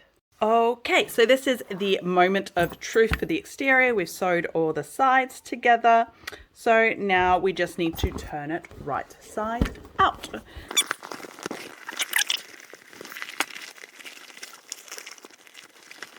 So after you turn it right side out, my right hand is inside, and I'm just, actually it's not finished turning out right side out yet, is it? But I'm just going along the base there, and I'm just smoothing out that base against the front and back panel first. Okay, and now that I'm happy with that, I'm now going to bring it over to look at that inverted triangle, which has actually birthed out perfectly. There we go. So if you take your right hand and you put it in, I don't know how well you can see that moving, but when I was birthing, I was pulling my right hand, here it is right here, right along that side seam. And if you do that on both the front and back panel, your triangle should come out pretty much perfect straight away. Okay, so that is your exterior pretty much done. I'm just going to thread this at the moment, don't have to, but I just like to thread it, get it out of the way, make sure that's not tangled. And then we are going to move on to doing the interior. So here's a little tip for you. While you are doing the interior and you're putting your exterior to the side, one thing that I think I've noticed a lot of bag makers don't do is stuff and sit their bags. So have this bag sitting upright, stuff it full. So grab some clean towels, some beach towels, whatever clean bulky item you have, shove it in there. Just, it helps everything sit and get a better feel for the shape, especially around the base, okay? So grab some towels, shove it full and put it aside. Don't leave it sitting down, lying down like that. Have it sitting up straight as you would normally have your bag. And yeah, that's your exterior. So let's keep moving on. Okay, so we're going to be working on the top panel lining now. So I've got our two top panel lining pieces. You may have noticed that I've cut out some notches on it. So I like to cut notches on either side so that I can measure where the magnetic snap is, because I don't transfer markings from the pattern piece. You are able to transfer the markings if you prefer. I prefer to measure and mark by hand. So that's how I do it from the sides. I also cut a notch in the center of the long edge on the bottom. So not on the top, on the bottom. You don't have to do it. I just like to do it. It helps me line up my fabric better. Okay, so first thing I'm going to do is I'm going to mark my spots for the magnetic snap. Like I said before, the measurements are in the instructions so that you can measure from the center of the short edge in on either side. or you can transfer it from your pattern pieces. So both options are there, and whatever you prefer to use, you can use. So first thing I'm going to do after I've measured it, which I did off camera, like I said, is I'm getting some scrap stabiliser. So this is just some Sewfisticated light that I've got. That's a bit of scraps, and I'm going to reinforce the fabric where my marking is on the back side. Okay, so I'm going to do that on all of these spots.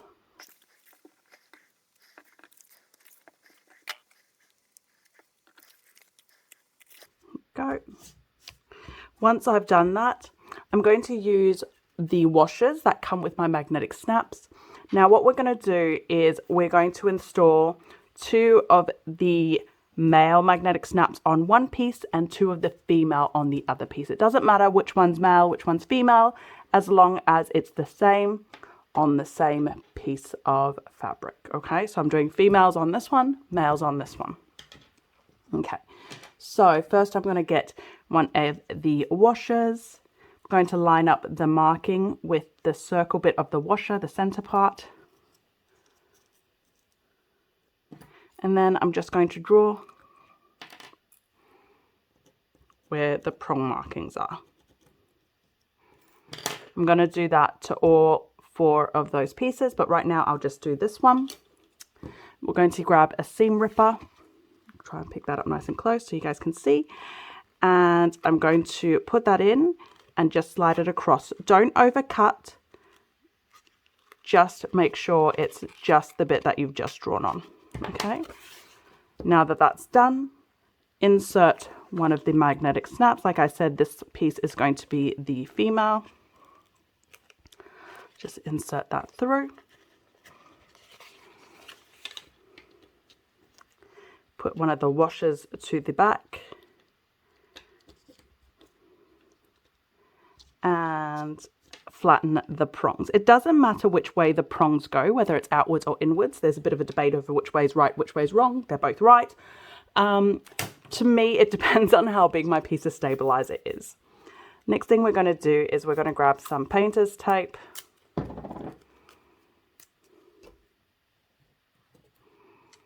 And we're just going to stick some painter's tape on the back. What that does is it stops these prongs, which are metal, from rubbing against the other side of the fabric and potentially causing issues later on. Okay, so that's how we install the magnetic snaps. So we're going to do that to all of them. Like I said, because this one has the female installed, this one will also be female, and this one will both be males. Okay.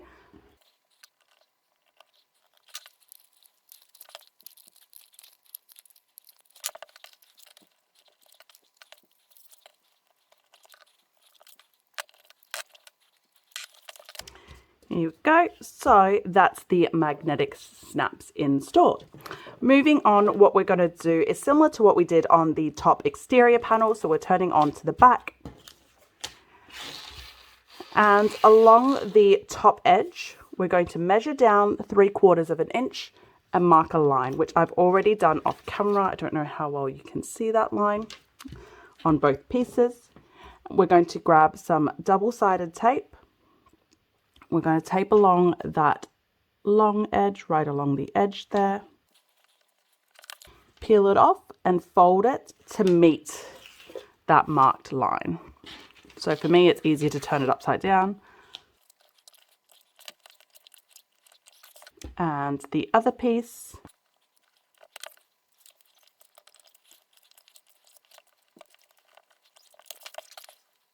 There we go. So that's that top lining panel, accent panel done. So let's keep moving on. Okay, so now we're going to be working on the key leash. So first things first, we're going to flip it to the wrong side. I've already marked all the spots. Okay, so you're going to mark 3 lines. First of all, the first line is from one of the short ends, 3/4 in. You're also going to do it on both of the long edges, 3/4 in. Okay, so you should have 3 lines. Next, what we're going to do is we're going to grab some double-sided tape. We're going to put double-sided tape along the long edges, making sure to finish up within that marking along the short edge as well. I'm going to undo the double-sided tape on both of those long edges. First of all, I'm going to fold the short side down to meet that line. And then I'm going to fold both long edges in to meet that line as well.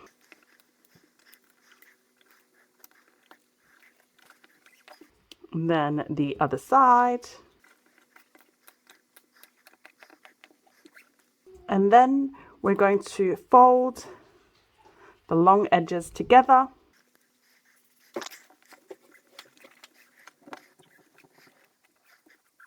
If you wanted to use a little bit of double-sided tape, you could put a bit of double-sided tape along the center there.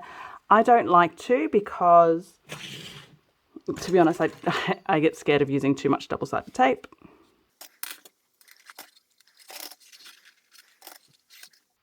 Okay, and then we are going to grab our swivel hook. You are going to insert the swivel hook onto the edge that has the folded down bit, roughly at about 3/4, and then we're going to bring it down. So now what we're going to do is we are going to take it over to the sewing machine and we're going to top stitch all around it with a 1/8 seam allowance. Okay, so we've got the key leash. So for the key leash, I like to start on the side that has the fold, so the open side, and starting from the raw edge. Okay. And we are top stitching this, so it is with a 1/8 seam allowance.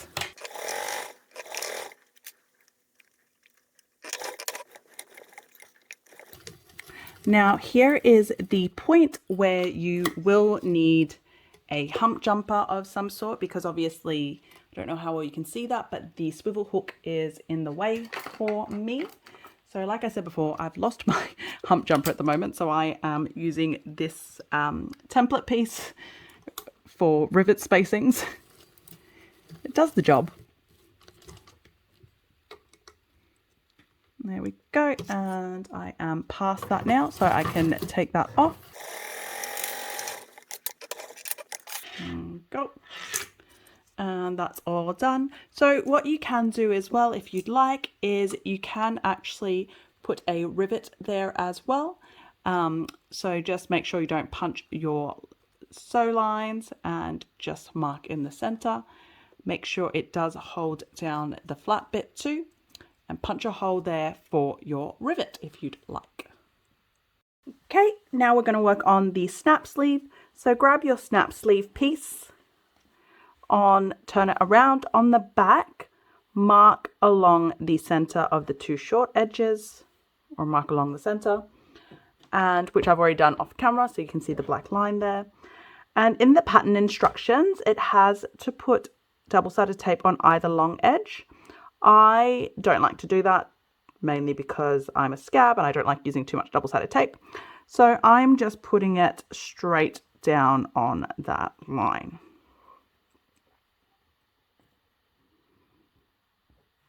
Go.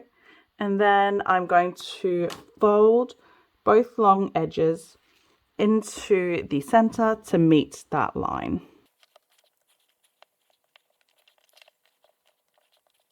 Okay. Next, what we're going to do is we're going to fold the short edges together, just like that, to find the center point.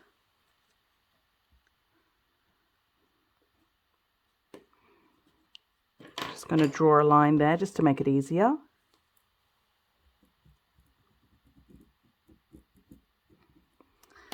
And then what I'm going to do, so that's my center point right there, is I'm going to grab some scrap stabilizer again. And I'm just going to stick it about 1/4 inch up from that center point. And then I'm going to fold that together. and clip it in place. Then what I'm going to do is I'm going to top stitch all the way around the border with a 1/8 seam allowance. So follow me over to the sewing machine. Okay, so we've got our snap sleeve. Just going to make sure I have it the way I like it. And then we are top stitching that with a 1/8 seam allowance all around the perimeter. Again, I am starting from the raw edge going down.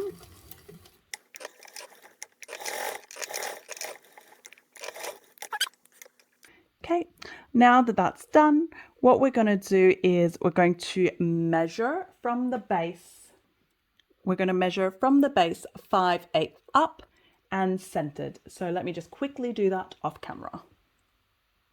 Okay, so I've just marked that. So now what I'm going to do is I'm going to get the hand press to punch a hole, and we're going to put the male snap in there as well.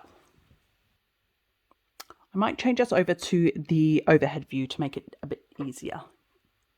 Okay, so I've already marked that marking there for where my hole needs to be. So I'm just going to punch a hole. I'm just going to use my hand press this time just to punch that.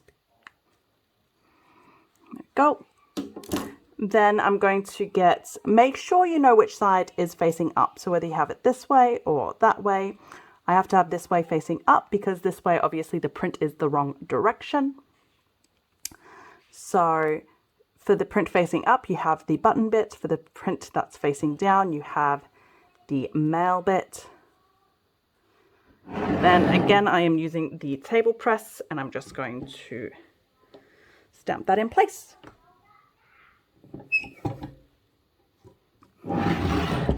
There we go. So that's all done. We're now up to our divider pocket. So what we're going to do is we're going to get the divider pockets, the two pieces. So I'm using two different pieces, a accent piece as well as the sophisticated twill.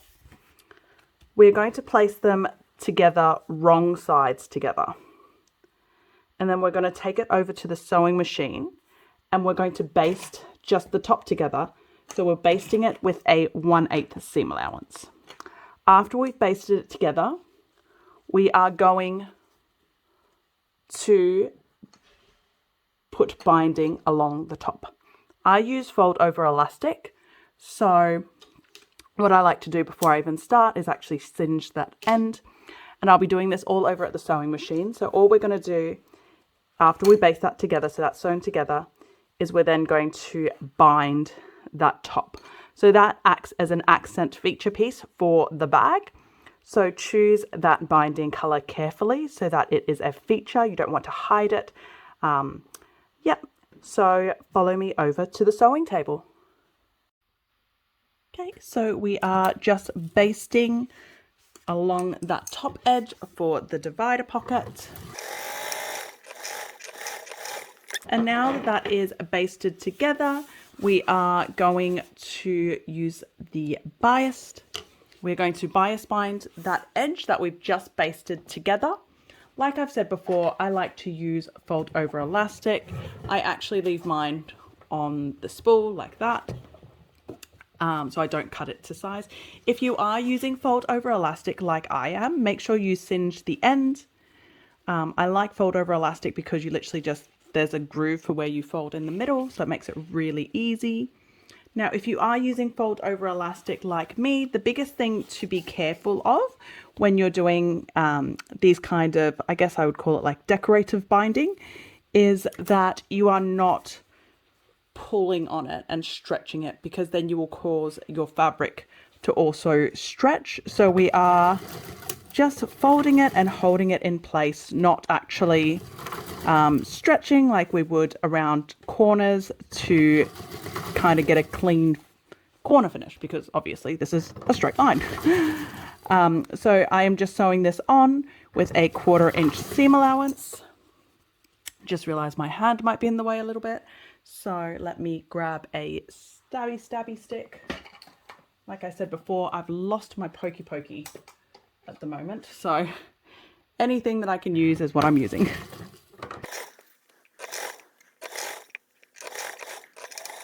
There we go. And then when I reach the end, I just cut off those seams as well as the thread at the same time. Now, like I said, for the start, this is fold over elastic. So always make sure you singe the end because it does fray. Okay. And let's keep moving on.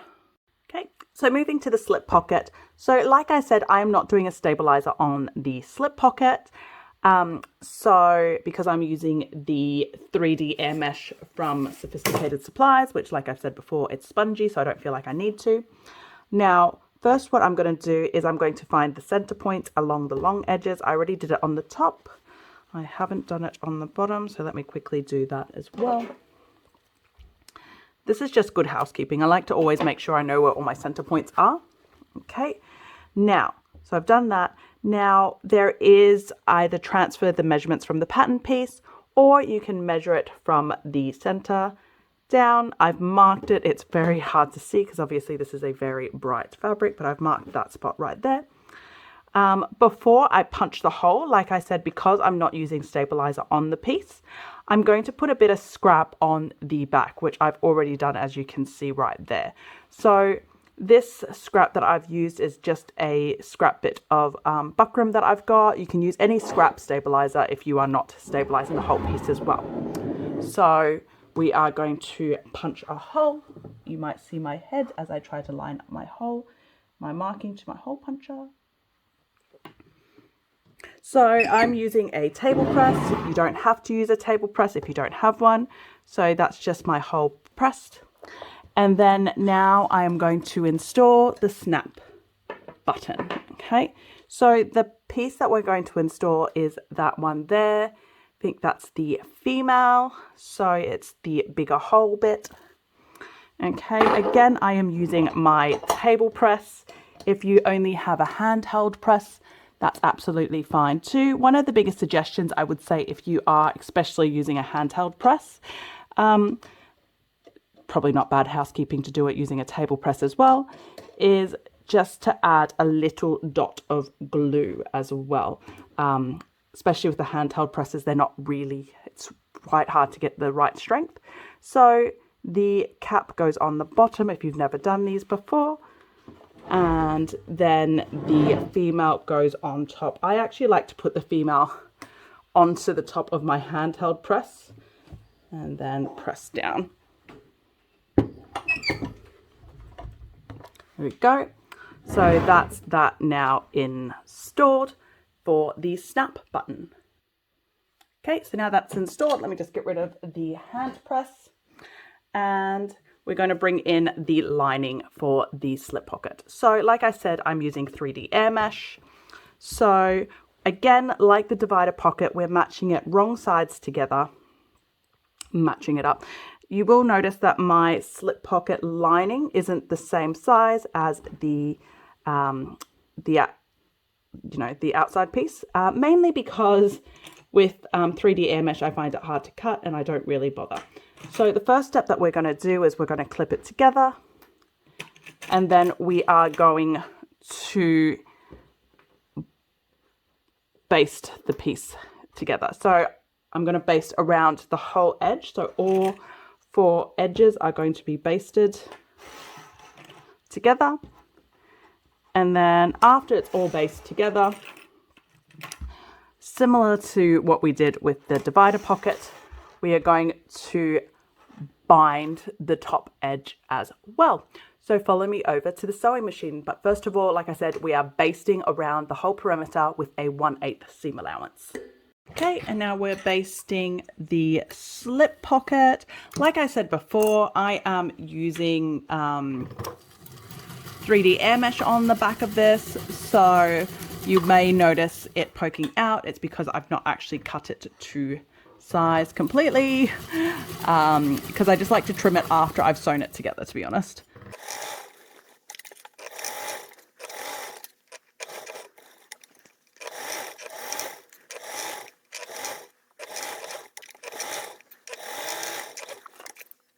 Okay, there we go. So I'm just going to quickly trim off the excess 3D air mesh that I've got. Most people shouldn't have this unless you also use 3D air mesh and are doing what I'm doing. Otherwise the two pieces should fit perfectly because it is exactly the same size. Okay, so now what we're going to do is we are going to bind, or just bind, I guess, the top of the slip pocket.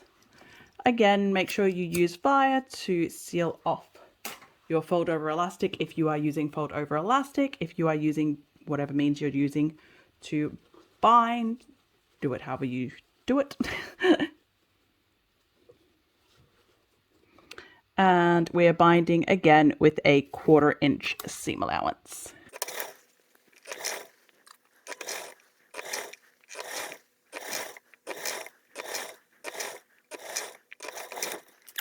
Again, just cutting that off and sealing the end there. Okay, let's keep moving on.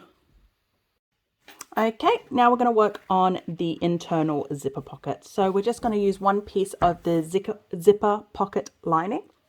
We're going to grab our zipper tape. Now you can put your zipper pull on now. I like to put it on later and hope that I remember to put it on.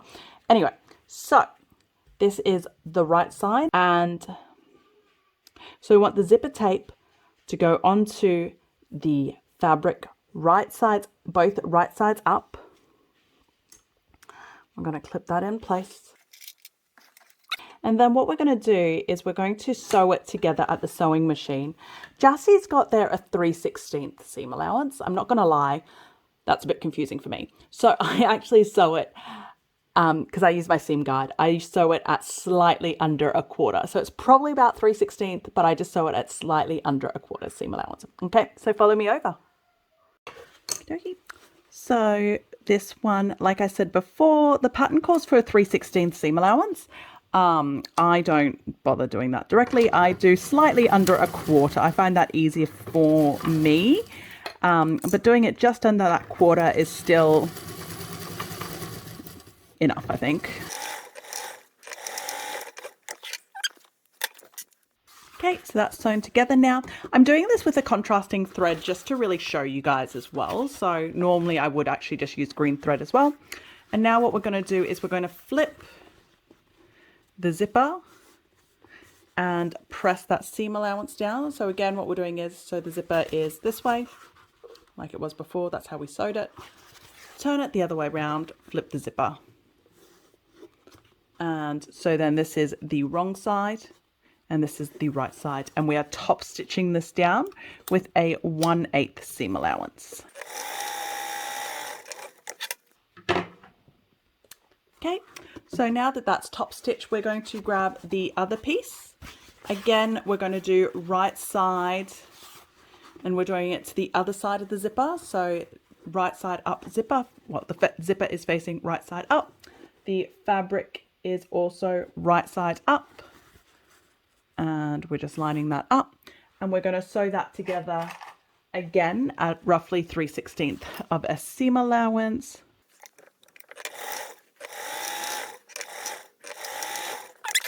And then again, we're just going to turn that out.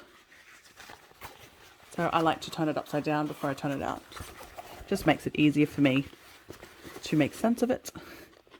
And then we're going to top stitch that again like we did the other side with a 1/8 seam allowance.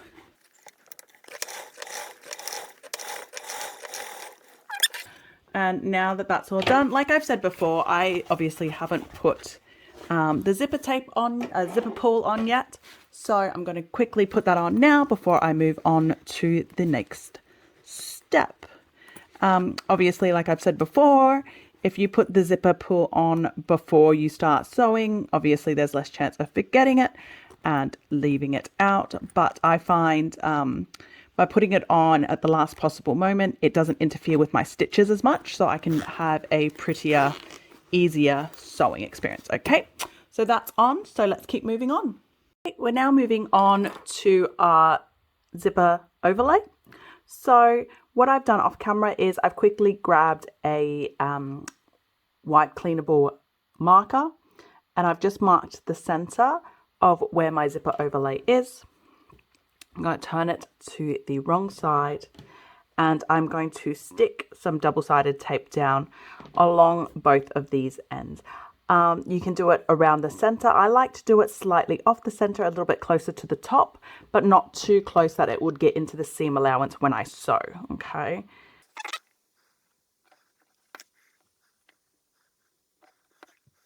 Okay, that's our double-sided tape on. So what we're going to do is we're going to bring out our main lining panel. You'll see that I've marked a line down here. That's because I can't bring a ruler onto the screen just to protect Jassie's measurements. So I've marked the center of the top.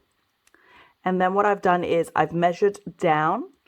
There's a measurement in the pattern instructions, or you can just copy it across from the pattern piece. So normally what I would do is I would actually put my ruler, my quilting ruler, right there so it holds the space, and then I just tape that right on to match it. But because I can't, I've made a marking of where the measurement is, and I'm going to stick this on top. So we're just going to take the double-sided tape off. Oh, the double-sided tape backing off, sorry, I should say. And I'm going to line it up.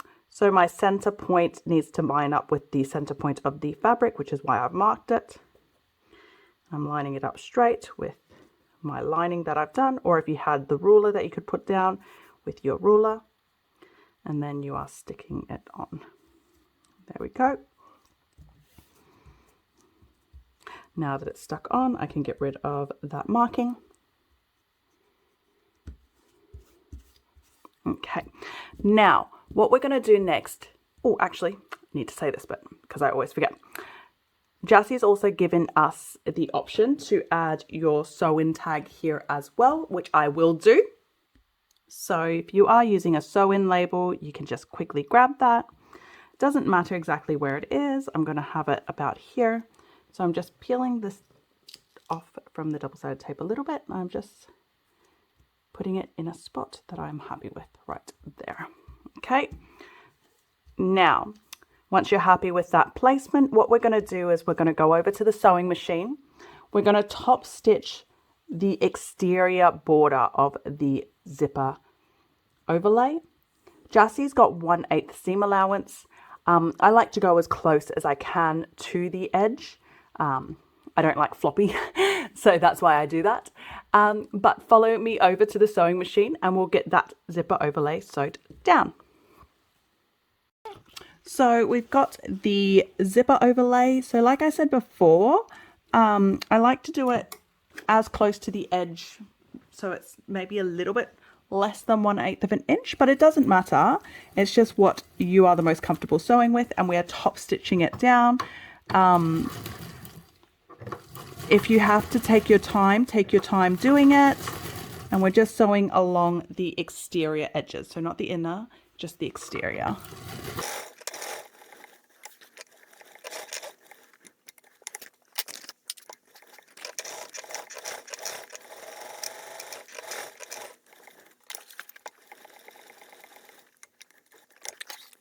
Okay, now that that's all sewn up, I don't like to reverse stitch for zipper overlays, or actually just zipper boxes in general.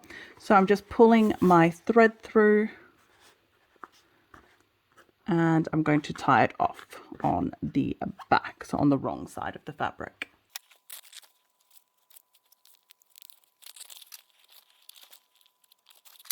There we go. So that's that, and we'll move over to the overhead camera now for a better view. Okay, so we've got the zipper pockets sewn down. So now we're going to cut this open. So how you do it is completely up to you, what you're the most comfortable with. I like to use a seam ripper to start. So I'm literally just going right down the center. Well, not right down the center, but I'm poking a hole in the center. I'm just making a little rip there. I'm turning over to the back and I'm cutting being careful that you are only cutting the fabric and not the overlay, okay? So because I've got double-sided tape there as well, there's only certain amounts that I can cut before you can feel where the double-sided tape is. So I'm just very carefully making sure I'm not cutting the overlay. Okay, and I'm just cutting it, as you can see, just off there.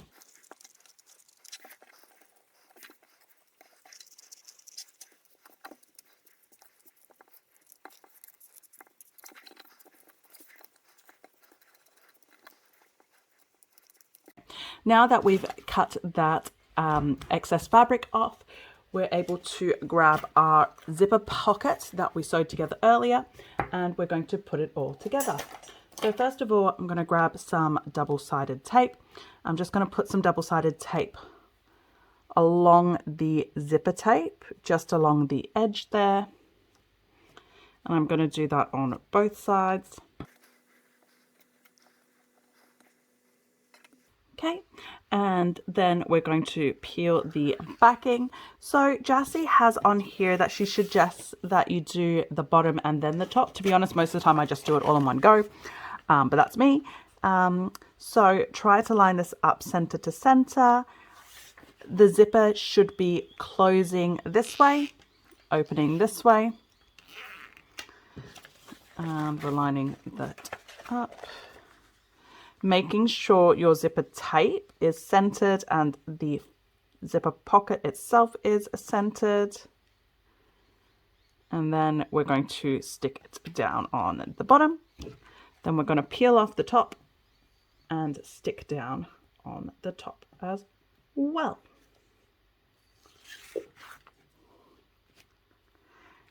Okay to take your time doing this so that you are absolutely happy with the positioning. It's more important that you take time doing this and get the positioning right than doing it wrong. Okay, so now we're going to go over to the sewing machine and we're going to sew this on. So what we're going to do is we're first going to sew along this bottom edge. You're going to leave long threads on the start and the finish so you can tie it off.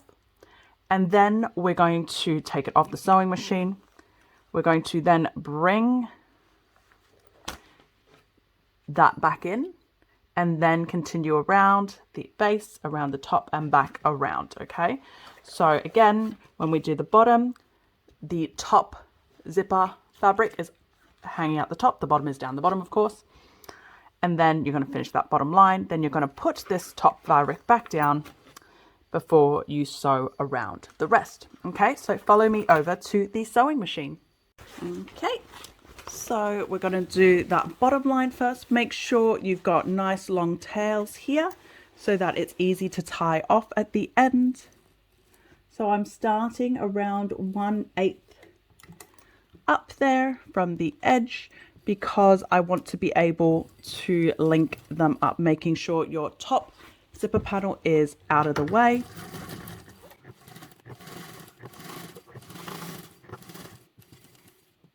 There we go. So I've just come just a little bit past that square. So I'm going to step that up, open this, and I'm going to make sure I leave myself nice long tail threads. There we go. So if you can see, I've just pulled it off just a little bit past that rectangle. What I'm going to do now is I'm going to bring the top back down so that this is now matching. I like to, just for me, I like to just put a little clip here on the bottom, knowing that of course these two won't match. Okay, so this is longer than that because obviously of the zipper tape width. So I find doing that allows this base, this zipper pocket to sit a bit nicer. So I just like to put a little clip on it. It just helps hold it all together while I sew it. And then we're going to continue on. I like to try, and I say try, it's going to be harder at the moment because obviously I've got a camera here. I'm going to try and match up my needle hole. So I'm sorry if you see my head. There we go. And we're just going to continue around now that the top is tucked back in, or the back panel is tucked back in.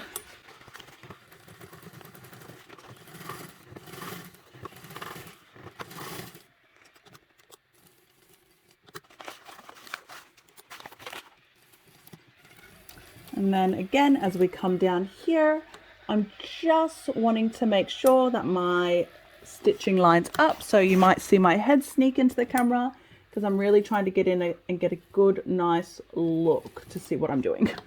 Okay. Pull that back out. Okay.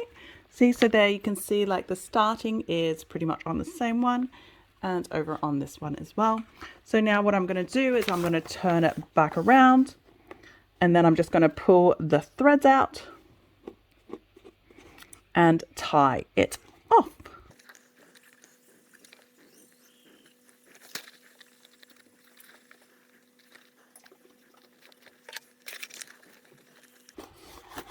Okay, I'm clipping these there. Actually, I might move this out of the way and give us some more space, huh? And just making sure you don't forget that bottom too, if you can get to it.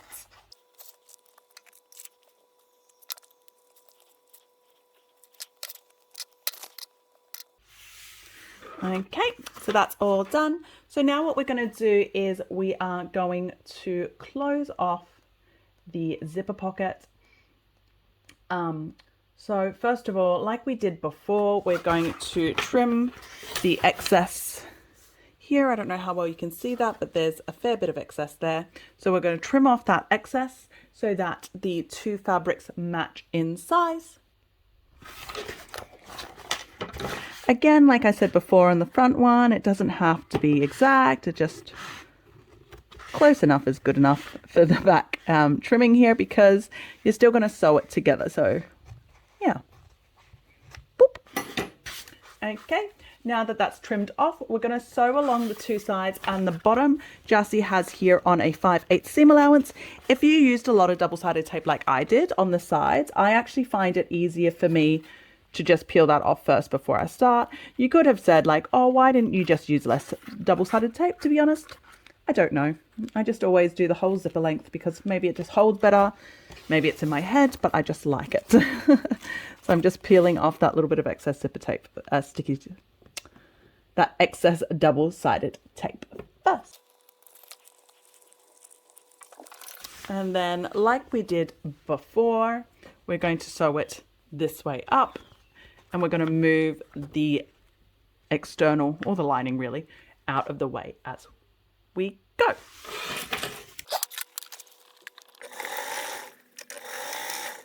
Not gonna lie, with the bottom one, I don't really mind as much if I'm slightly smaller than the 5/8 seam allowance.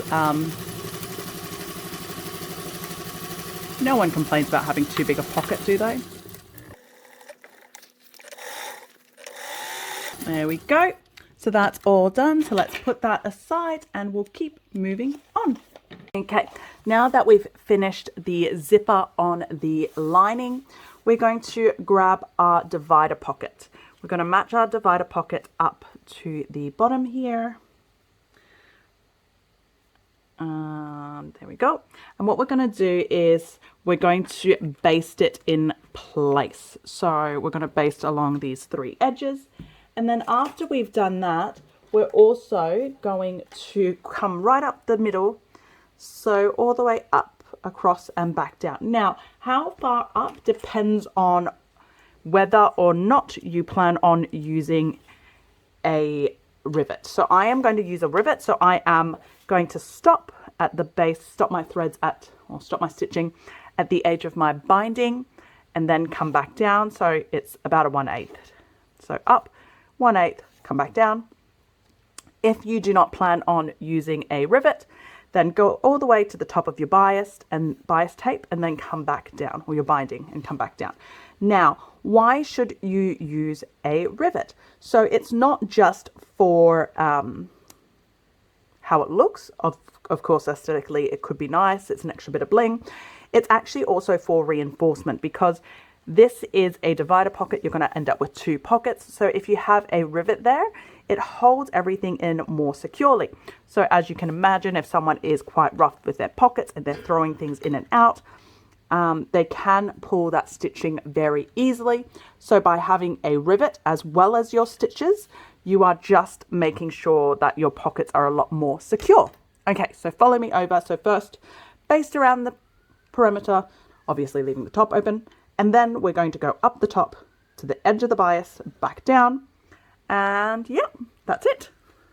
So I should have mentioned this before. So we're basting this on. However, for me, I've found in the past, whenever I'm basting slip pockets, I seem to get a better fit when I do it from the back side of the lining instead of from the slip pocket side facing up, which is how most people do it. So what you see now is the wrong side of my lining fabric, and my slip pocket is underneath there.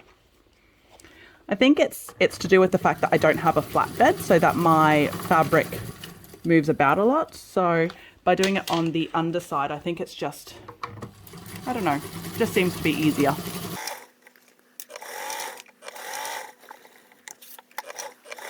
The only thing with basting from the underside is you have to make sure, especially because I use fold over elastic, when it comes to that binding, that it doesn't flip.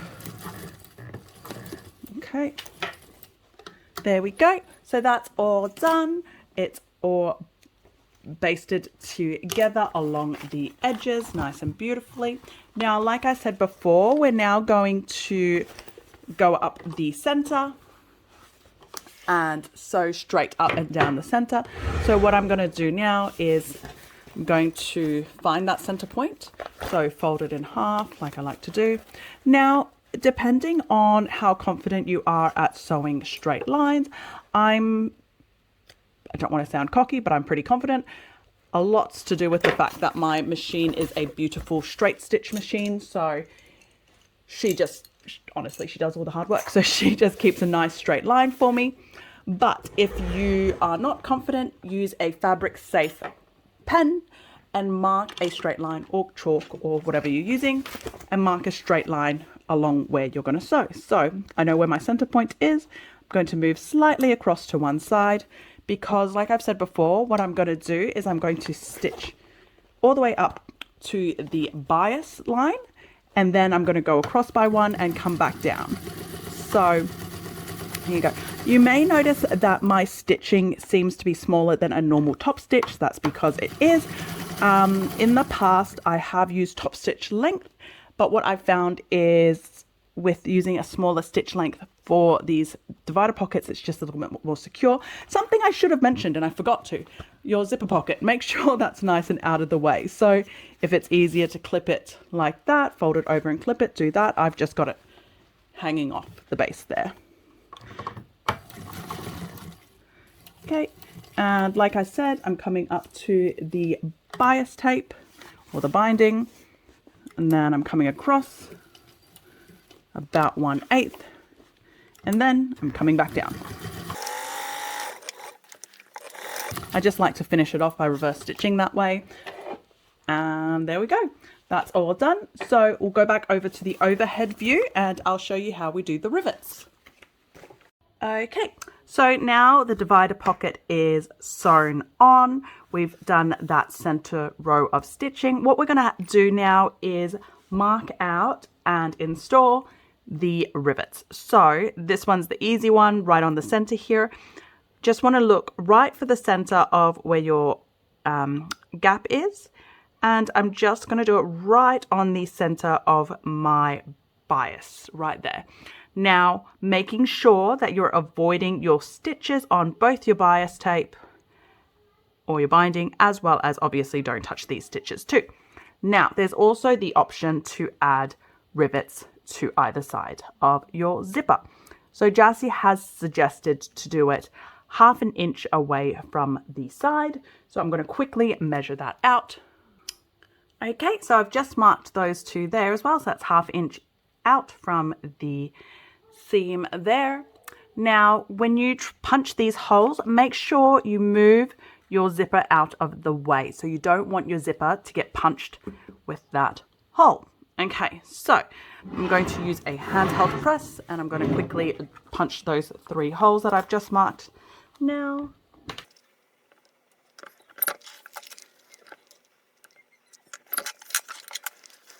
When you punch this rivet hole, make sure you take your zipper pocket out of the way. I laugh because I forgot to the first time.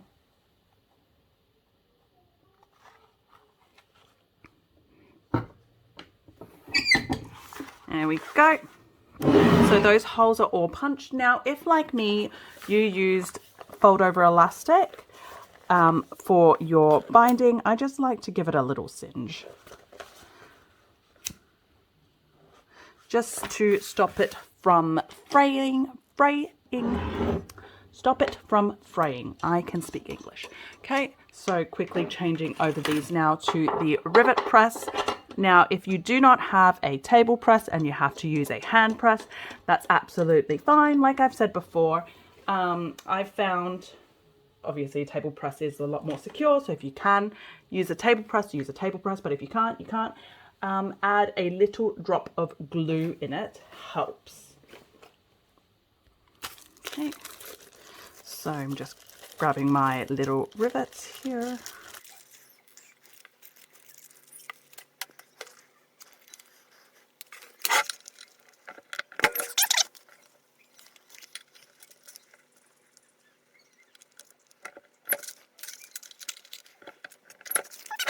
Those 2 and then the last one.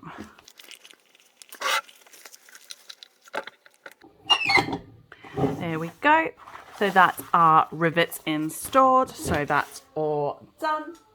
Okay, so now that we've done the rivets, we're moving on to the next step. Ignore the fact that these corners are trimmed. I forgot about the key leash. So I moved ahead and so I had to seam rip. But anyway, let's pretend those corners are still there. So what we're going to do now is we're going to grab our key leash. On the pattern instructions, there are measurements from the side. So I've already marked it there. It's right there. I don't know how well you can see it. And you're going to match your key leash to that marking right there. Okay. Now you can base this in place. That's what Jassy recommends you do. I have become lazy. Well, not lazy, but this works too. So I'm going to grab a stapler and I'm just going to staple that in place within the 1/8 seam allowance. So if you were basting, you would have done exactly the same thing. Okay. So next we're going to grab our top panel. Again, pretend these corners are still there. We're going to match it center to center, right sides together with that main panel. We're going to clip it all in place. And then we're going to take it over to the sewing machine. We're going to sew it together with a 3/8 seam allowance. And then we're going to open it up, top stitch on the top panel side. And we're going to top stitch that at a 1/8. So follow me over to the sewing machine. And quickly, just in case you need a reminder, make sure you also take out that staple before you top stitch. Okay. Okay, so we're sewing the top to the main lining with a 3/8 seam allowance. Okay, now that that's sewn together, we're just going to quickly trim off the corners there of the seam allowance. Don't cut your threads, just to help reduce bulk. Then we're going to fold it out and we're going to top stitch it along the top panel.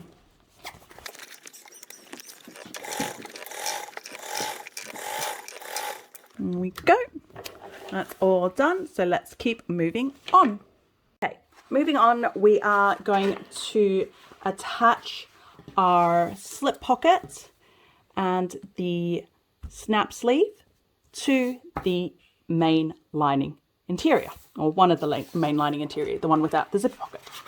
So I like to find the center point first on the top and on the bottom.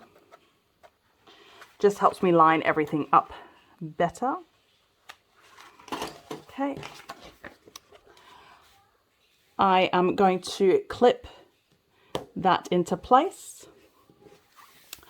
I'm lining the bottom center of the slip pocket to the lining fabric center, and then I'm going to clip all of that into place.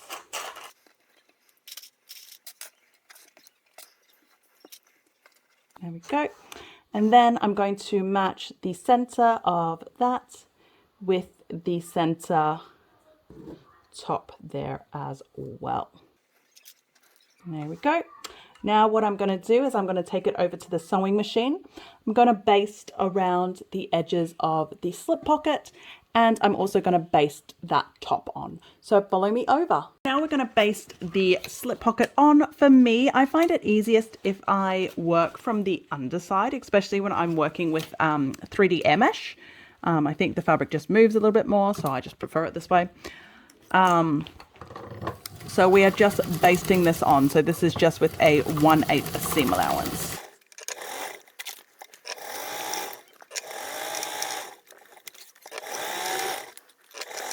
There we go. So that's basted on for the slip pocket. Now I just need to baste on that top as well. There we go. It's all done. So we'll move over to the top angle again. Okay, so that's the slip pocket now basted onto the main lining interior. And we're just going to do the same with the top like we did on the other side. Okay. So we're sewing this together with a 3/8 seam allowance, and then we are going to open it up and top stitch just like we did on the other panel.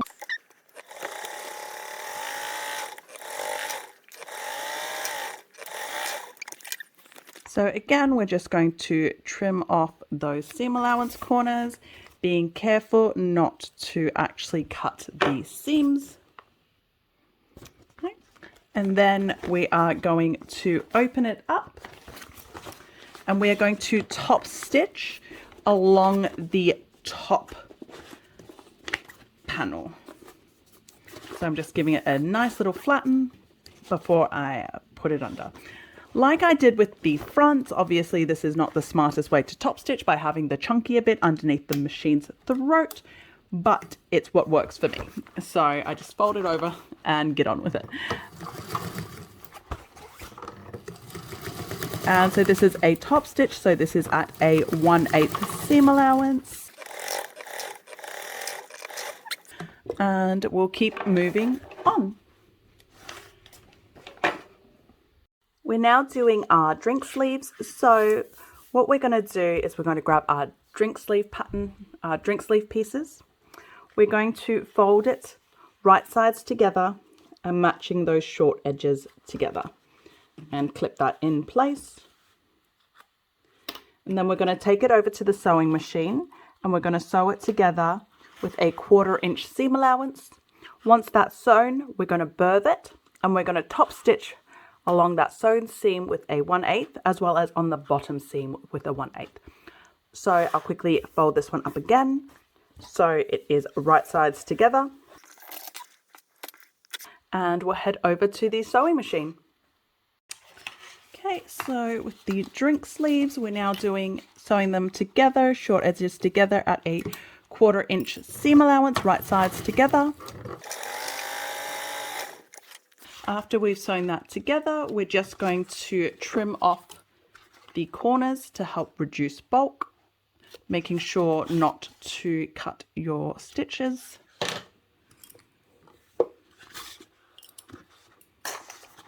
I like to fold out the seam here before I actually turn it right side out. I find it easier to get a flatter, nicer finish when I actually turn it right side out. And then we're going to turn it right side out.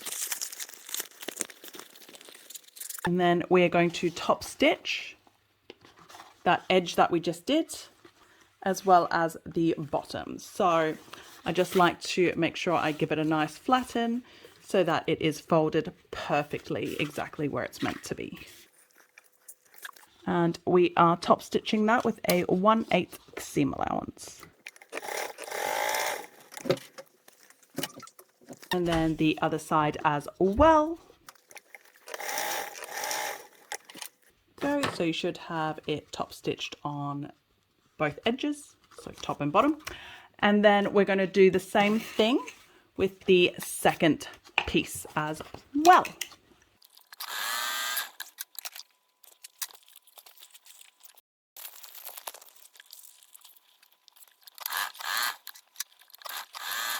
Okay, and let's keep moving on. Okay, now we're going to grab our side lining panels. If you haven't done it already, make sure you have your bottom corners cut out. If you are cutting per the pattern instructions, you should have. If you didn't and you just cut through the cut list, make sure you do that now. The measurements for these corners are in the pattern instructions as well. Now we're going to do the same thing like we did with all of the other pieces for the top. We're going to mark, turn to the back of the fabric, and we're going to mark 3/4 down from the top edge.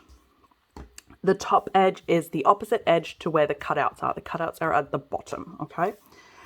And we're going to grab some double-sided tape,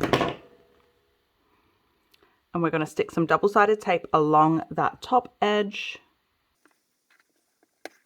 Peel the backing off, and then we're going to fold it to meet that line. And we're going to do the same on the other piece.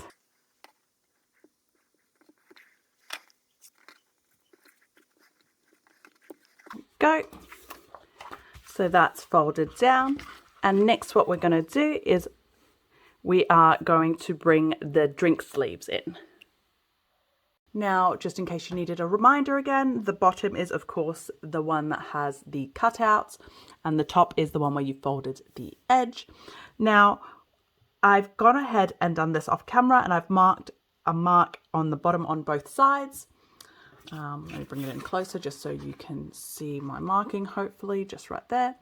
So these markings are like all the other markings on both the pattern pieces, so you can transfer it or as a measurement that you measure from the base up. Okay, so what we're going to do is we're going to grab the drink sleeves. We're going to match the bottom of the drink sleeve up to that marking. And then we're going to clip it in place on one side and then do it on the other side as well. Obviously, the sleeve is wider than the side panel. That is absolutely normal. You want that so that you can actually fit a drink bottle on it. And match that to the line and clip it into place. And then what we're going to do is we're going to take it over to the sewing machine, and we're going to baste both those sides with a 1/8 seam allowance. So let me quickly clip the other one, and then we'll head over to the sewing machine. Okay, so we are basting these drink sleeves onto the side lining panels. So it's just a basting stitch, so it's a 1/8 seam allowance. And the other sides. There we go, and the second piece as well.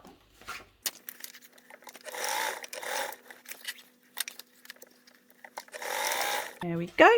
So that's all done, so let's keep moving on. Okay, now we're going to move on to the base. So we're going to grab our 2 base stabiliser linings. So that's this one here, this one here. And what we're going to do is we're going to match them up right sides together.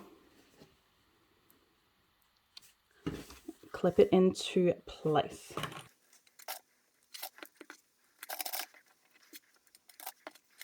And what we're going to do is we're going to sew the 2 pieces together. We're going to do a 3/4 inch seam allowance on either of these 2 short edges. So if you're using a seam guide like I am on the sewing machine, that's 3/4 is 6/8. So you're using the number 6. And along the long top edge, you are doing a 3/8 seam allowance. So again, 3/4, 3/8, 3/4. Okay, so follow me over to the sewing machine.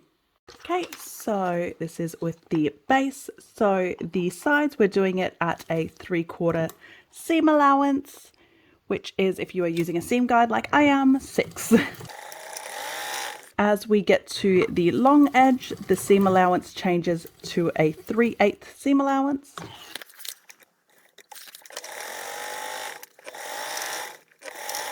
And then as we come back again to the short edge, sorry, it is back to a 3/4 inch seam allowance.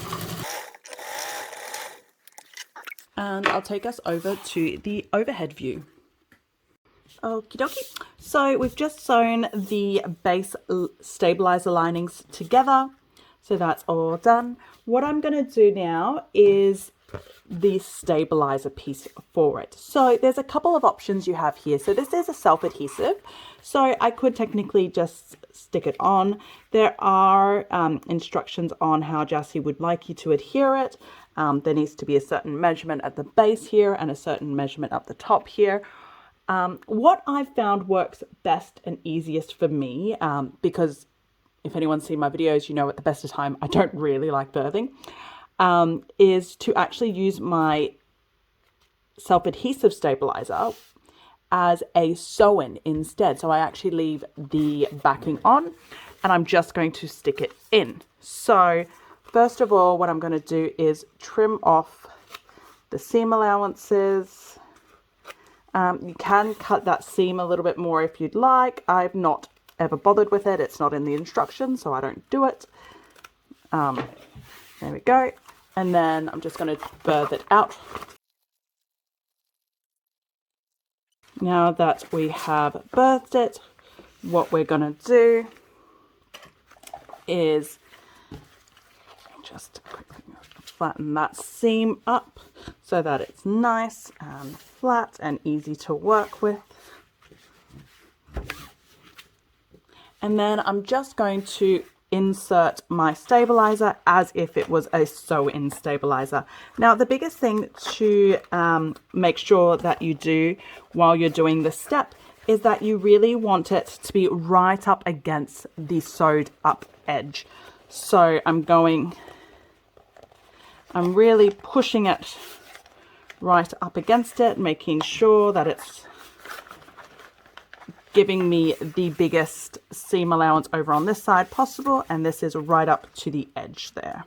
Okay, now that that's done, what I'm going to do is I'm going to go over to the sewing machine and I'm going to top stitch around the whole perimeter so that the stabilizer is sewn in on the long edge as well as the short edge, as well as close up that gap. So follow me over to the sewing machine. Okay, so we're just top stitching this base. So I like to start at the open edge there. And this is a top stitch, so it is with a 1/8 seam allowance.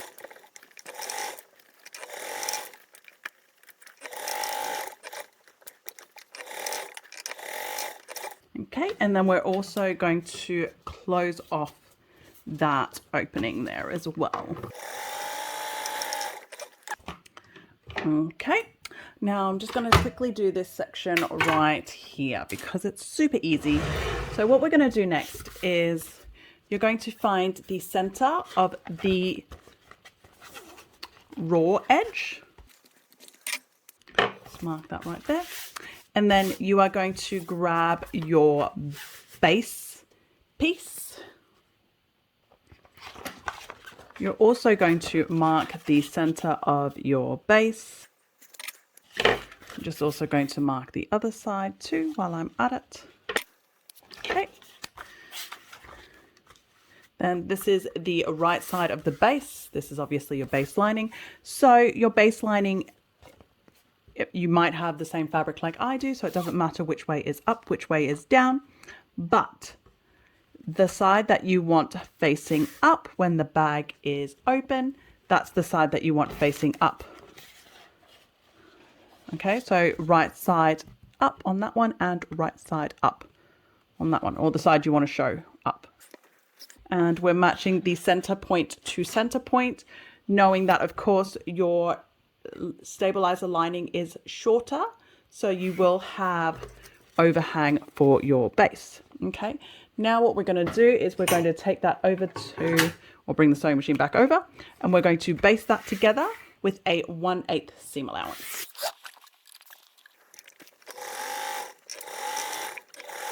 Okay, that's all done. So let's head on over to the overhead view again. Okay, so we're up to the final assembly on the base. So grab one of your front or back lining panels, or just one of your lining main panels, doesn't matter which one. And what we're going to do first is you're going to identify the center on it. And then what we're going to do is we're going to match the center there with the center of your base. So the side that we are attaching is going to be the side that we've just basted together. And it's right sides together, so the flap or the stabilizer is closer to the main panel, and matching center to center. And then we're going to take it over to the sewing machine. We're going to sew that together with a 3/8 seam allowance. Afterwards, we're going to open it up and we're going to top stitch along the divider pocket side, so the main panel, and top stitch along there with a 1/8 seam allowance. Okay, so follow me over to the sewing machine. Okay, so this is with a 3/8 seam allowance.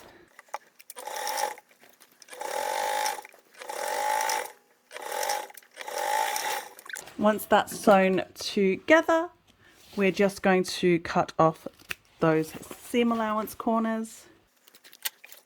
Then we're going to open it up and we're going to top stitch along the divider pocket side.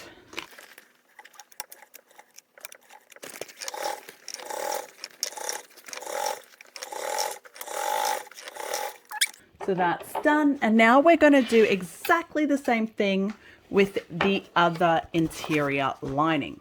So what I like to do is just flop that out of the way, literally just flop it out of the way. And so I'm left with just the extra, the base lining. Again, matching that center to center, right sides together. And then what we're going to do is we're going to sew that together with a 3/8 seam allowance.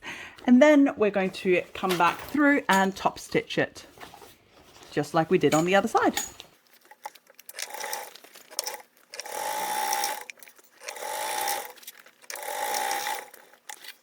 Again, we're just trimming off those corners. And then we are opening up and we are top stitching along the slip pocket side. So you will have a lot of fabric to contend with over on this side. So like before, just kind of fold it out of the way.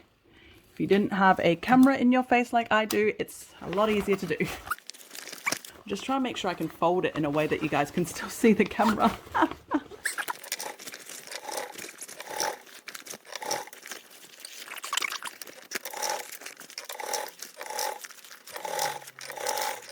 And let's head back over to the overhead view. Okay, I've had to zoom my camera out to try and fit this whole thing in. So the quality might not be as nice. For some reason, when you zoom out, it doesn't go as well. Okay, so we've just sewn the base and the front and back panels together on the lining. So that's all sewn together. It's all top stitched. So what we're going to do next is the final assembly for the lining. Yay! So we're going to grab our side panels with the drink sleeve. What we're going to do is we're going to match up the base on either side. So let me see. So we're going to match that base to that base there. So you can look for the centers and then do it that way. That works beautifully. Otherwise, if you have sewn this beautifully, that cutout should fit perfectly. I don't know how well you can see that. So that cutout should fit that base absolutely perfectly. And so I'm going to clip that into place. And there we go. So now that that's clipped into place, we're going to sew along there with a 3/8 seam allowance, and then I'll come back over here and I'll show you the rest on how to do it. Now, Jassy actually has it so that you finish one side of the base before you go and do the other. I actually find it easier to, ooh, I just knocked that, sorry guys. I find it easier to actually do both bases or both side to bases at the same time. So I'm going to clip this one on now as well. So while I'm sewing that base on, after that, I'm also going to do the other side as well. There we go. So let's head over to the sewing machine. So we're going to sew the side panel to the base at 3/8 seam allowance on both sides. So follow me over. Okay, so we're just sewing the bottom of the side panel to the base of the lining, and we're doing a 3/8. Now, one of the big things about this is to be wary not to over sew. So don't over sew the base, like the bottom of your side lining. Don't go overboard. Don't sew it onto the side panels. Oh, I mean the front and back panels, I guess is what I'm trying to say. There we go. So that's sewn on that side. And now we're going to just quickly do the other side as well. Like I said, this is slightly different to how Jassy does it. She finishes one whole side panel before she does the other. I find it easier to do both of the bottoms at the same time and then do the rest.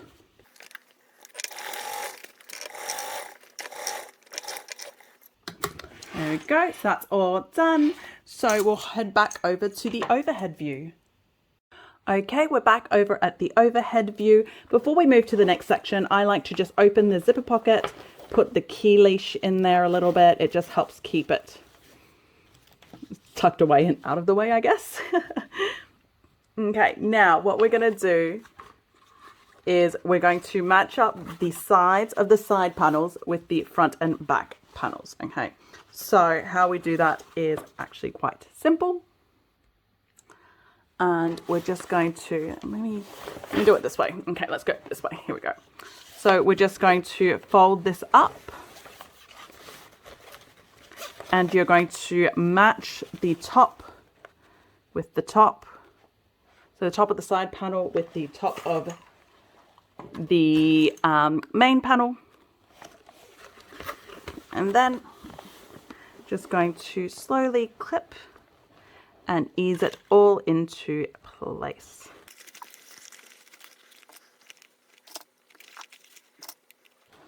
Okie dokie. There we go. So I've just clipped that all into place just there. So as you can see, this comes to a corner right here. What we're going to do is we are going to we're going to sew this together, and we are going to do a 3/8 seam allowance at the top to where the top panel ends on the front panel, and then we're going to go in at a half inch. So 3/8 half inch, and go all the way down to the bottom corner. Okay, so for me, and everyone's different, for me, I find it easier to sew this with the side panel up. So I kind of just fold that into place, and then I kind of just do it this way. Just make sure everything's out of the way. And then I just sew it together like that. And this is the easiest way for me to do it. You might find it easier to do it the other way. I don't. I think it's easiest this way. So just have a play around.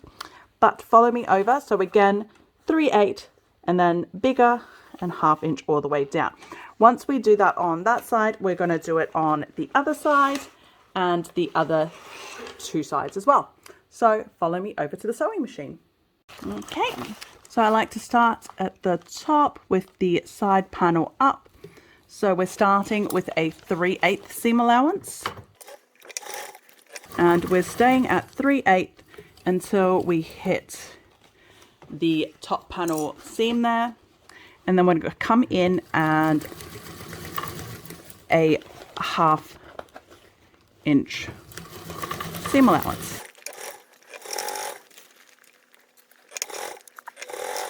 Now, as we come down to the bottom here, you want to make sure that your side seam is still nice and tucked in there. And I'm using my hands to feel where my other seams are. So I'm making sure I'm not sewing it. There you go. Right to the corner and back out. Now, if you're not sure if you've actually sewn far enough, you can always open it up and check that corner. See how that's completely sewn together? I don't know how well you can see that. So that means it's all good. Okay, so now we're going to do the same thing on the other edge as well. So I'm just matching the top up. Now obviously on this side, if I want to have the side panel up, I can't start from the top, so I am starting from the bottom. So starting from the bottom, remember it is a 1/2 inch seam allowance. If you have a pokey stick or a hemostat, use that to help hold the fabric in place. I currently do not. I think I said that at the beginning of the video. My pokey stick has gone missing. So I use a seam ripper to just hold that fabric in place. Okay, again, like we did on the other side, don't go too far. Make sure you know where your fabric is, or yeah, what all your fabric is doing, I guess.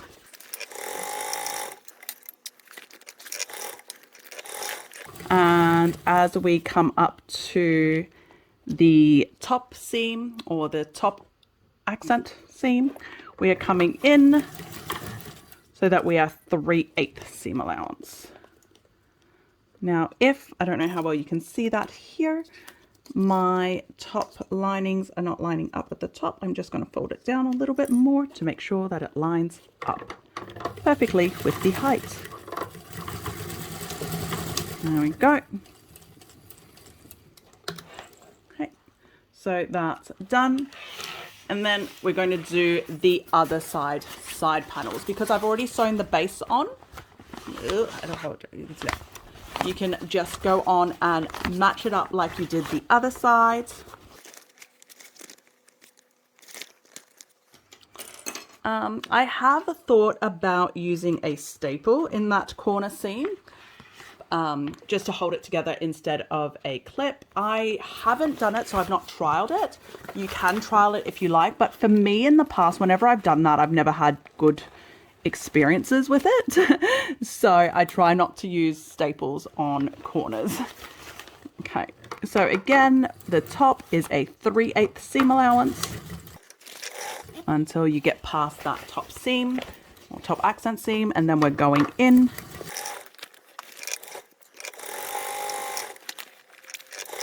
Making sure your fabric is all flat. I don't know if my finger's getting in the way of your views. There we go. And that's all done on that side. And then, so now the last side. Ta-da!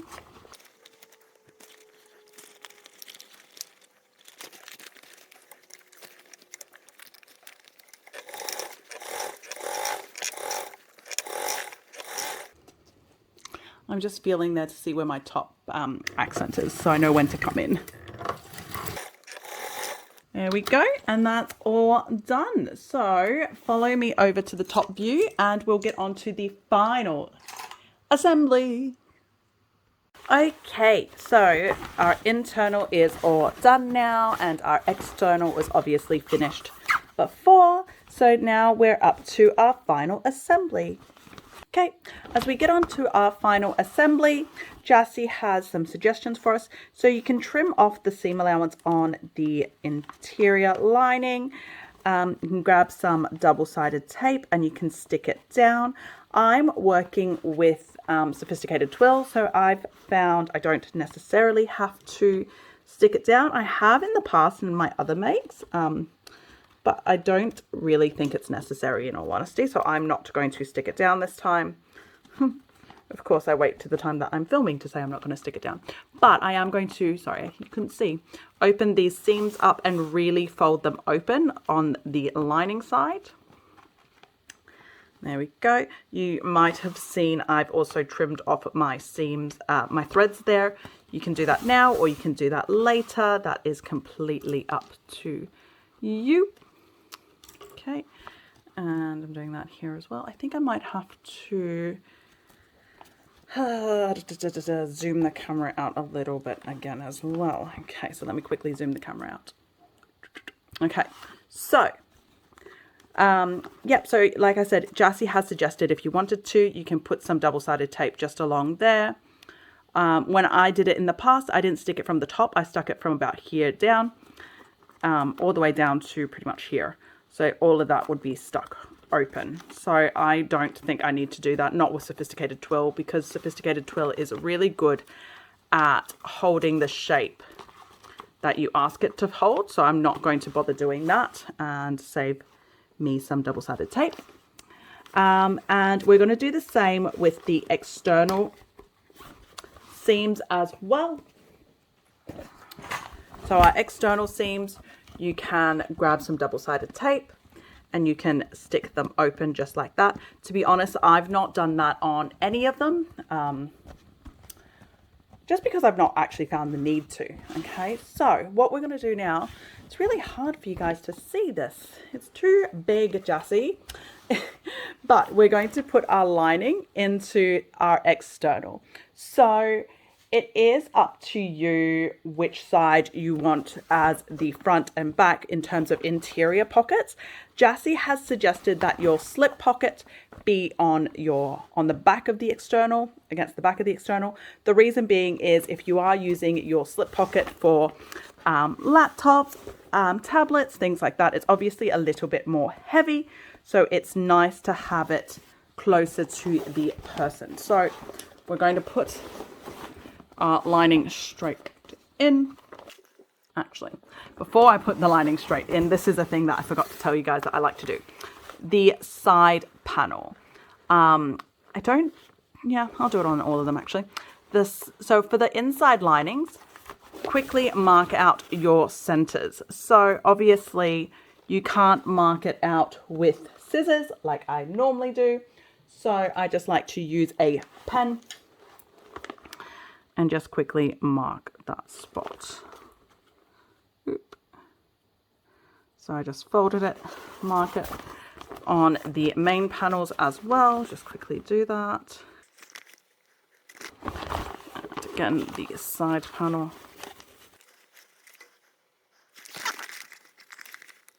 Okay, so I've marked out all the centers on the lining, and with the external, I don't have to do it on the side panel. Well, there's no side panels, it's the side seams.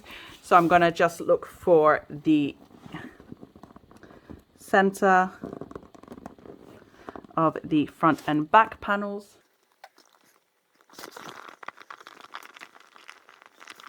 I do apologize if this looks really awkward. I'm not going to lie, it is. Having a camera there is quite awkward. Okay, so now that I've done that, this is the back of my bag. And I want the back to be the slip pocket, so that is perfect. And it's going straight in. Okay, now we're going to line up those tops, okay? So the center point markings should mean that you can line up the center to the center. So I like to just do those centers, those 4 center points that I've marked before. So the center front, the center back, and the side. This is so hard for you guys to see. I'll try and zoom out a little bit more. There we go. And then over here, you've obviously got a center seam for the external against your side panel center for the lining. As you fold this, just watch how your seam is going for your external. Make sure it's opened up. There we go. And then the last bit over this side. Same thing, the center of the side panel should match the center, or just should match that seam there for the external. Okay, there we go. So now that those 4 points are marked, what I like to do then is gently match the sides and the exterior together. So there are a couple of ways what might work easiest for you, whether it is matching the magnets first and doing it that way. I found it's actually easier for me to just slowly ease it all into place, starting from the side. Yep, the side panel, like the lining side panel, I guess.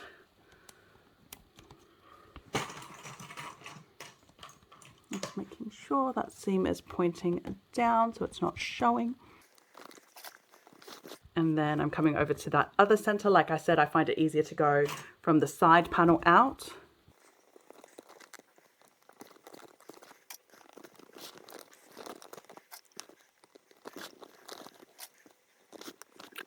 And this is the last quarter of the bag. So again, from the side out. And I'm not saying everyone needs to do it from the side panel out like I do. Some people might find it easier to do it from the center out. But for me, for some reason, it just seems to be easier going from the side panel out. There we go. So that's all matched up and I'm happy. So now what I'm going to do is I'm going to take it over to the sewing machine and I'm going to top stitch it all together. Now, while I do it, it will be down this way. I'll be sewing it like this on my sewing machine. So I'll be sewing on the lining side. So the lining side will be facing up on, and the exterior is facing down on my machine bed. So I know some people have troubles doing it that way on their sewing machines. So know your sewing machine's capabilities. If you can't do it this way, then do it from the top down, obviously making sure you're not sewing that other side. But I find with my machine, if I use a sharp needle and I use a Teflon foot, I have no problems at all doing it this way round. Okay, so follow me over to the sewing machine and we'll do the last step. Okay, we're at the final hurdle, final bit, whatever we want to call it. So I like to start right on the, oh, can't see, right there, on the external side seam. Can we see that? There it is, the external side seam there. The reason being is I find it easier to hide my seam there, or my start finish there. So that's where I like to do it. Oh, it's dark. Let me see if I can get a light in here. Okay, that should be a bit better. I'm hoping I don't trip over myself in cords because I had to pull a light over. Okay, so oh, I like to start around the side seam.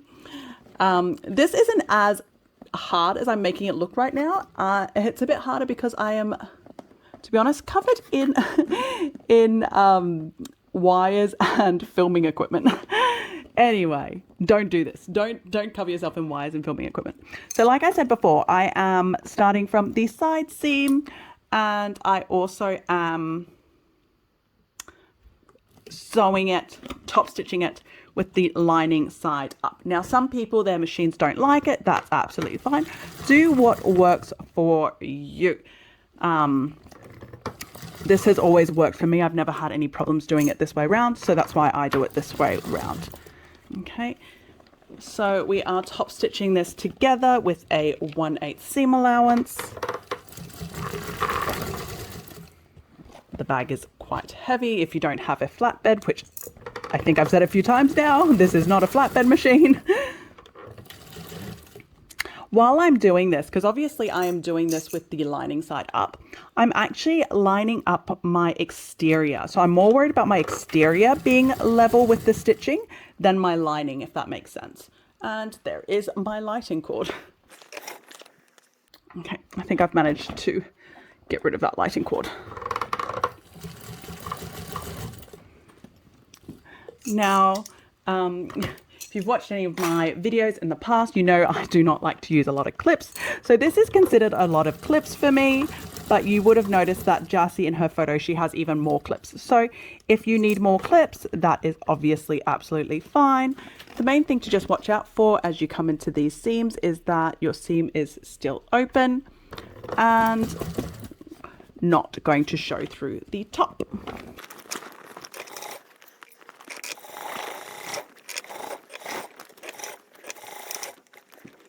Just going to fold those again.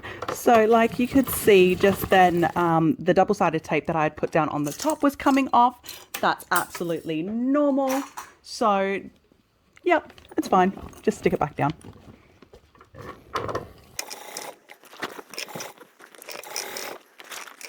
Making sure that side seam in the lining is down. There we go. So that's all done. So pulling and giving myself nice long thread ends. Okie dokie. Let me move the machine out of the way a bit to hopefully make it easier for us to see this. Oh, I'm causing a massive mess. Okay. So these are the extra threads that we've pulled through.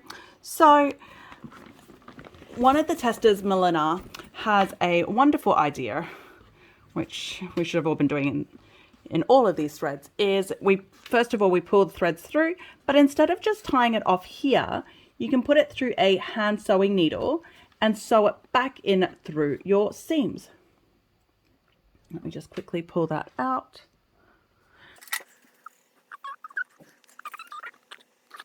Good, so that's all my threads now pulled through. So I'm just going to tie it all off. So obviously when you tie your threads off, there's still normally like quite a long thread tail, no matter how close you cut, and you don't want to cut it too close because obviously it can come loose. So what we're going to do is we're going to get a handheld needle and we're going to thread it back through our seam just to clean it off nicely. So give me 2 seconds. Okay, I just got a sewing needle, so we're just going to thread, I guess, all the threads through.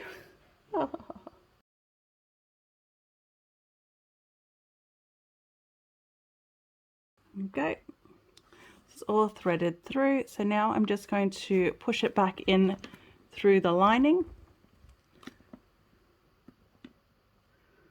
and pull it up. Don't know if you can see that in between that lining seam there. And so what that will do is it will hide all the threads within there, so that when I pull it out, if I don't make a mess here, there we go. So when there's now no longer a knot there, because the knot has now been hidden inside that seam, and I just need to trim that off. Go. I also have a loose thread there. Cut that while I'm there. There we go. Now, before I show you the final bag, there is one last step that we must do, which is on the front of the bag, your strap. So it's on the front and back, obviously. If you haven't already done it, I have, but obviously I didn't do it enough. Singe your webbing. Then what we're going to do, make sure that your front here, your handle isn't all tangled like we've talked about before. And we're just going to fold this to the back by about 3/8, and then we're going to fold it again. And then we are going to do 2 rows of stitching on it to hold it tight, okay? And obviously webbing on the other side as well. Make sure that that is threaded nicely. It's not tangled up. Follow that webbing down. Let me just close this up.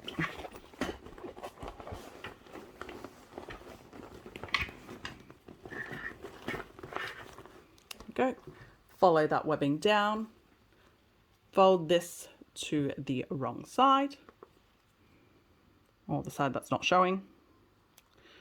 1 fold, 2 folds, roughly 3/8. And then we're going to sew 2 rows of stitches on there. Okay, so let me change the thread of my sewing machine. and we will sew those quickly. Go. So my needle is finally threaded. So I'm just going to sew this together, 1/8 seam allowance, and then we're going to go back through with a second row of stitching as well. So I'm going to go in this way first. You may need a hump jumper on the back because obviously webbing, especially double folded, is very thick. And then we're going back in and we're going to do a second row of stitches in there. I like to, on webbing ones, I like to just use flame to clean it off. Go. And then the other side.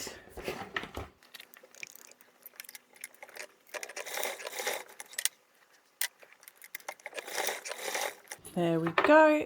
And that is that all done. I'll just clean up some stitches and I will meet you back on the overhead. Okie dokie. So that is our VentureTote all finished. So I'll show you guys the inside. So on the inside, we've obviously got the base. Whoop, I've got a clip in there. The base that folds up, which allows you to fold the bag down for easy storage, so it's not bulky. You've got your drink pocket sleeves on either side. Now, I wanted to just say this quickly as well. I should have said this in the intro, but these aren't just for drink bottles. You can use them for chunkier items as well. We've got our slip pocket with the 3D air mesh I've used, but you don't have to use that. Perfect for your laptop or tablets. We've got over on this side your zipper overlay, which then has a zipper pocket, your divider pockets, key leash. Whole bag can be closed with your magnetic snaps.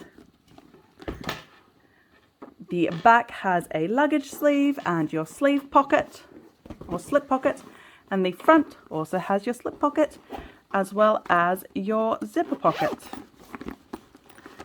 There we go. So that is our VentureTote all done. Good work, guys. Ta-da! We're all done. There we go. That is the VentureTote by Sewfisticated Craft Designs all finished. I hope you guys love doing this sew along with me. I absolutely had a ball, like I always do. If there's any of the products that I mentioned that you liked, I do have some links in the description below. If you do buy anything from them, some of those are affiliate links, so I might get a small payout from them. If you haven't already bought the pattern, make sure you do go grab it from Sewfisticated Craft Designs as well. Once again, this is Sam from Made by Ireland. If you haven't already subscribed, please make sure you do. Thank you for joining along with me, and I'll see you guys next time.